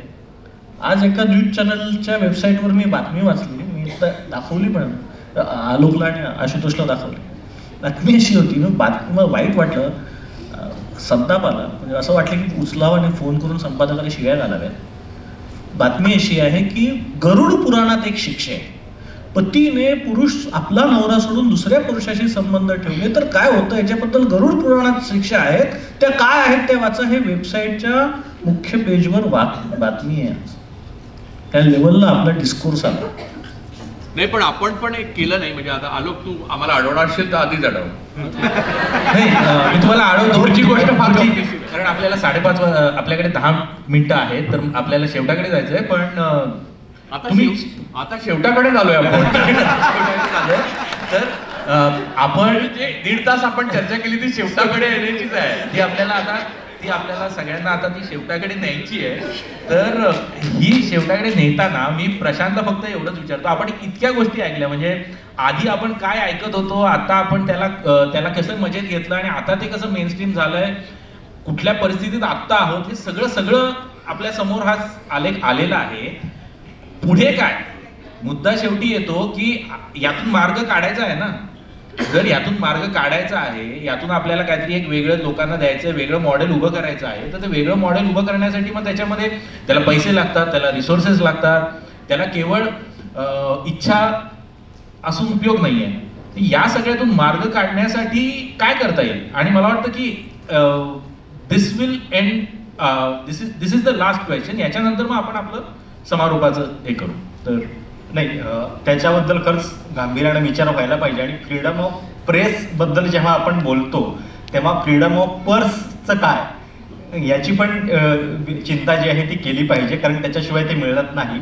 म्हणजे आत्ता या देशामध्ये मीडियाच्या नावाखाली जो काही कंटेंट तुम्हाला दिला जातोय त्यातलं 66% स्ट्रीमिंग हा एकटा माणूस कंट्रोल करतो. त्याचं काही आता सेपरेट नाव घ्यायची गरज नाहीये, पण इतकं कंट्रोल एका व्यक्तीचा आहे. आणि कॉर्पोरेट पद्धतीनं जर ही ओनरशिप मीडियाची अशी जाणार असेल तर जे पर्यायी म्हणून उभे राहत आहेत त्यांच्या इकॉनॉमीचा विचार सुद्धा व्हायला पाहिजे. आता मी समजा रिजनलमध्ये काम करतोय मराठीसाठी, तर माझ्या कामामध्ये साहजिकच काही मर्यादा येतात की जे नॅशनल लेवलमध्ये हिंदीमध्ये काम करतात त्यांच्यासाठी 4-5 राज्य सहजपणे उपलब्ध होतात, कारण त्यांची भाषा हिंदी आहे. मी इथं मराठी म्हणून काम करतोय. आता यूट्यूब हा विचार करत नाही बहुधा की माझा कंटेंट जो आहे तो एका रिजनल चॅनलमधला आहे म्हणून माझ्यासाठी RPMचे रूल काही वेगळे असतील, त्यामुळं ते त्या लेवलला होत नाही. मी मगाशी जसं म्हटलं की मीडिया लिटरसी होणं त्याच्यासाठी खूप आवश्यक आहे. जो कंटेंट तुमच्यापर्यंत पोहोचतोय ते देणारे लोक नेमके काय आहेत, त्यांचे त्याच्यातले हेतू काय आहेत, आणि ते जोपर्यंत कळत नाही तोपर्यंत हा जो आवाज आहे, जो पॅरलल आपण सातत्यानं म्हणतोय, पर्यायी माध्यमातले शिलेदार वगैरे, शिलेदार हे असे खूप मोठे जड शब्द आहेत. मुळात हे शिलेदार काय, कुठली लढाई लढतायत, त्यांची मोहीम कुठली आहे हे समजून घेतलं पाहिजे. कारण या देशाची जी व्हायब्रंट डेमोक्रेसी आहे ती टिकवण्याचा भार जो आहे आपण सगळा या डोक्यावरती ठेवून नाही चालणार. नाहीतर मग जर मेनस्ट्रीम माध्यमांनी जर त्या फार्मर प्रोटेस्टचं कव्हरेज नीट केलं असतं तर कदाचित वरुण सुखराजवरती ही वेळ नसती आली स्वतंत्रपणे. एवढी काही वाईट वेळ नाही, म्हणजे असं नसतं झालं. त्यामुळं या गोष्टीचा विचार केला पाहिजे. आणि रेव्हेन्यूच्या बाबतीत खरंच म्हणजे की शेवटी कसं आहे की जरी एक इंडिपेंडंट म्हणून काम करत असताना या सगळ्याची सूत्र पुन्हा त्या कॉर्पोरेट जायंट्सकडेच आहेत की तेच लोक ठरवणार आहेत की तुम्हाला किती पैसे मिळणार आहेत. आणि या सगळ्या गोष्टींचा जोपर्यंत विचार जनता करत नाही, त्यांना कळत नाही त्याचं महत्त्व, तोपर्यंत मला वाटतं ही सगळी सिस्टीम जी आहे ती सर्व्हाइव्ह होणं तसं थोडंसं अवघड आहे. राजू सर, तुम्ही याच्याबद्दल काही सांगा. पहिली गोष्ट म्हणजे पैसे. मुळामध्ये या सगळ्याच्या मागे अर्थकारण आहे. म्हणजे महाराष्ट्रामध्ये जे सरकार आलंय ते आलंच नाही, किंवा देशामध्ये जे सरकार आलंय ते आलंच नाही. तर महाराष्ट्राचं पुरतं कारण बघायचं झालं तर सुरजागड आणि धारावी हे त्याचं मुख्य कारण, हे लक्षात घ्या. तर हे जे कॉन्सन्ट्रेशन आहे या 11 वर्षात जे वेल्थचं कॉन्सन्ट्रेशन झालेलं आहे, वेल्थचं ॲक्युम्युलेशन झालेलं आहे. बघा की अंबानी अडाणी क्रिएशन ऑफ वेल्थ करत नाहीये, ते ॲक्युम्युलेशन ऑफ वेल्थ करतात. ते आपल्याच बँकांमधनं आपले पैसे कर्जाने घेतात आणि आपल्याच मालकीच्या PSU म्हणजे पब्लिक सेक्टर युनिट विकत घेतात, ॲक्वायर करतात, त्यांचं नेटवर्थ वाढवतात. परत ते जुन्या आपल्या आजारी कंपन्या आहेत ते NCLTत नेऊन परत स्वस्तामध्ये आपापसात विकतात आणि खरेदी करतात. आणि आपल्या बँकाच आपल्याला न विचारता त्यांना हेअरकट देतात आणि म्हणजे त्यांना कर्जामध्ये 4000 कोटीचं राहिलं तर 400 कोटीतच सेटल करतात. आणि सगळे कायदे आणि सगळे त्रास जे आहेत, आता आपण टॅक्स टेररिझमचा एवढा सामोरं जातो. जगभर एक न्याय आहे की एका गोष्टीवर 2दा टॅक्स तुम्हाला भरायला लागत नाही. आपल्याकडे आपण गाडी विकत घेताना आता टॅक्स भरतो, गाडी विकत घेताना GST भरतो, गाडी विकताना आपण आता लॉसवर GST भरतो. म्हणजे मी कंटेंट क्रिएटर आहे. एक म्हणजे माझा एक कॉम्पोनंट जो आहे माझ्या व्यक्तिमत्वाचा, तो कंटेंट क्रिएटर. माझी पुस्तकं आहेत, त्याच्या रॉयल्टी देतात. सगळ्यावर मी 18% GST भरतो. आता तुम्ही लक्षात घ्या की हाच 18% GST प्रोफेशनल कुठच्याही म्हणजे अडाणीला पण लागू आहे आणि मला पण लागू आहे. तर लक्षात घ्या की 90% लोकांना भारतातल्या जी संपत्ती आहे त्याचा एक वेळच्या जेवणाचा लाभ होणं कठीण आहे, अशी परिस्थिती आहे. आणि बाकी 10% लोकांकडे आणि पुन्हा 10%तले 1% सर्वात सामर्थ्यशील आहे. तर हे ॲक्युम्युलेशन ऑफ वेल्थ आहे, ते क्रिएशन ऑफ म्हणजे कॅपिटलिझमचा जो गाभा आहे तो हरवलाय. भारतात कॅपिटलिझम नाहीये. भारतात कॅपिटलिझम हे म्हणजे बघा 2012 साली तू उदाहरण दिलं तेव्हा आपल्याला सर्व्हिस प्रोव्हायडर किती होते. म्हणजे मोबाईलचं हे कार्ड नाही चाललं तर दुसरं नाही तर तिसरं नाही तर चौथं, आणि म्हणून 2G वगैरे काढून ते खोटेपणा करून सरकारच्या विरुद्ध हे पिकवण्यात आलं, कारण जिओला त्याच्यात इंटरेस्ट होता, BSNLच्या टॉवर्समध्ये इंटरेस्ट होता. तर ह्या प्रकारचा हा माफिया म्हणजे आपल्या देशावर राजकीय पक्ष राज्य करत नाही तर माफिया कार्टेल राज्य करत आहे. त्यामुळे लक्षात घ्या की ही ट्रान्सपरन्सी नसणं ही कोणत्याही प्रकारची सरकारचा प्रिव्हिलेज नाही. लोकांना उत्तरदायी मोदी असताना 11 वर्ष प्रेस कॉन्फरन्स घेत नाही, त्याचाच कित्त इलेक्शन कमिशनर गिरवतात आणि इलेक्शन खोट्या पद्धतीने निकाल लागतात. या सगळ्या गोष्टी जेव्हा वारंवार होत राहतात रिपीट आणि आपण त्याला असंवेदनशीलपणे रिॲक्ट करत राहतो, म्हणजे आपण ओके हे झालेलं आहे असं करतो. आणि मला असं वाटतं की त्याच्या सगळ्याच्या मागे संपत्ती आहे. आणि जोपर्यंत जेवढे श्रमाला दाम आणि हाताला काम प्रत्येक मिळत नाही आणि डिस्ट्रीब्युशन ऑफ वेल्थ होत नाही तोपर्यंत या सगळ्या चर्चांना पूर्णविराम लागू शकत नाही. मोदींनी जर काही केलं असेल त्यांना स्वतःला काही कळत नाही, पण त्यांच्या लोकांनी म्हणजे भोवतीच्या त्यांच्या मागे जी अदृश्य शक्ती आहेत त्यांनी म्हणजे त्यांच्याबद्दल एवढं चांगलं बोलणं चुकीचं आहे. म्हणजे ते हार्डवर्क म्हणतात, त्यांनी हार्वर्डवरनं भारताला हार्डवर्क पर्यंत आणलं. तर आपण कायम ह्या वेगळं हार्डवेअरवरच जायचं होतं. नाही कायम आता भारतीय माणूस हार्डवर्कच करत राहील अशी परिस्थिती, एवढी टॅक्स भरून शेवटी स्वतःला काहीच उरत नाही. तर मुद्दा हा आहे की ही वेल्थचं नियोजन जे आहे ते प्रॉपर करणारी व्यवस्था जोपर्यंत आपण करू शकत. म्हणून मला असं नेहमीच वाटतं की काही लोक कालजयी असतात, तसं कार्ल मार्क्स हे कालजयी होते. त्यांच्या ग्रंथाचं नाव कम्युनिझम नव्हतं, त्यांच्या ग्रंथाचं नाव कॅपिटल होतं. तर त्यामुळे आपण कॅपिटलचा विचार प्रॉपर पद्धतीने करायला पाहिजे. हे भांडवल जे आहे ते श्रमाचं आहे. किंवा अंबानींच्या मुलाचं लग्न जे थाटात होतं ते पैसे श्रमाशिवाय मिळालेले नसतात, श्रमानेच मिळालेले असतात, पण ते श्रम त्याने नसतात केलेले, ते कोणाच्या तरी श्रमाचे पैसे त्याला मिळालेले असतात. ते उधळतो आणि त्याने ज्याने श्रम केलेले असतात त्याला एक वेळ खायला मिळत नाही. हे जे आहे ते बदलल्याशिवाय इथपर्यंत ते झिरपणार नाही. मग कल्चर, मग नाटक, मग सिनेमा, मग खेळ, मग मीडिया, या सगळ्यामध्ये आता काय माहिती ना, अरुण पुरी, कलीपुरी आणि बाकी सगळे जे चॅनल्स आहेत ते रेडिओ रवांडा चालवत आहेत भारतामध्ये. त्यामुळे त्या रेडिओ रवांडाची नफरत जी आहे ती पसरते आहे, ती थांबवण्याकरता तुम्हाला आर्थिक नाड्या त्यांच्या दाबणं भाग आहे आणि त्याशिवाय तुम्ही पुढे जाऊ शकत नाही. आणि म्हणून एक गोष्ट लास्ट सांगतो, मला व्यक्तिशः काँग्रेसबद्दल सुद्धा काही फार आदर नाही, पण राहुल गांधींचं सतत अडाणी विरुद्ध बोलणं जे लोक अनेक विरोधी पक्षांना पटत नाही ते योग्य आहे. ते यासाठी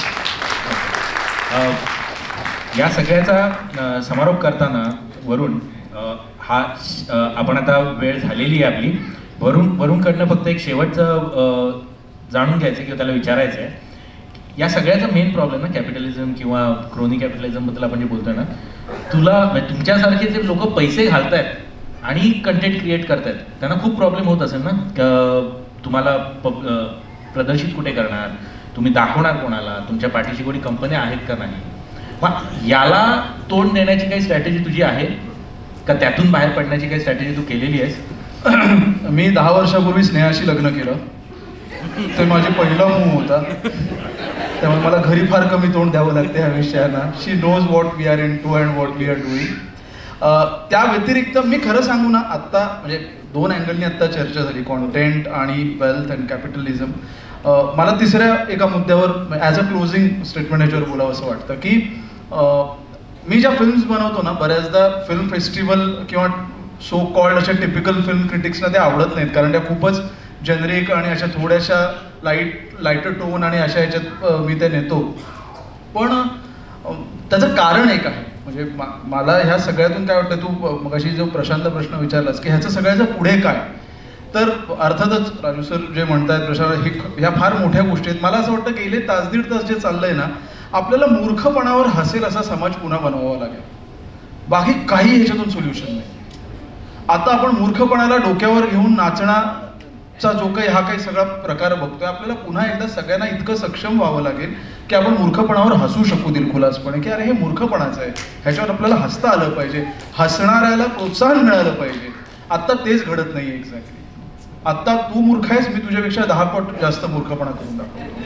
मगाशी राजू म्हणाल की शॉर्टमध्ये सांगा, आपले रेल्वे मिनिस्टरच रील्समधूनच कम्युनिकेट करतात, ते त्यांना दुसरं काय आता, म्हणजे सगळंच शॉर्ट शॉर्ट शॉर्ट होत असताना आपल्याला लॉंगर ह्याच्यात हा विचार करावा लागेल. मी आता एका माझ्या लिखाणासाठी मी ना गेले काही दिवस, मी मगाशी जे म्हणालो आतमध्ये की माझं त्याला पंतप्रधान अपवाद हो, मिसेसला MRS म्हटलं.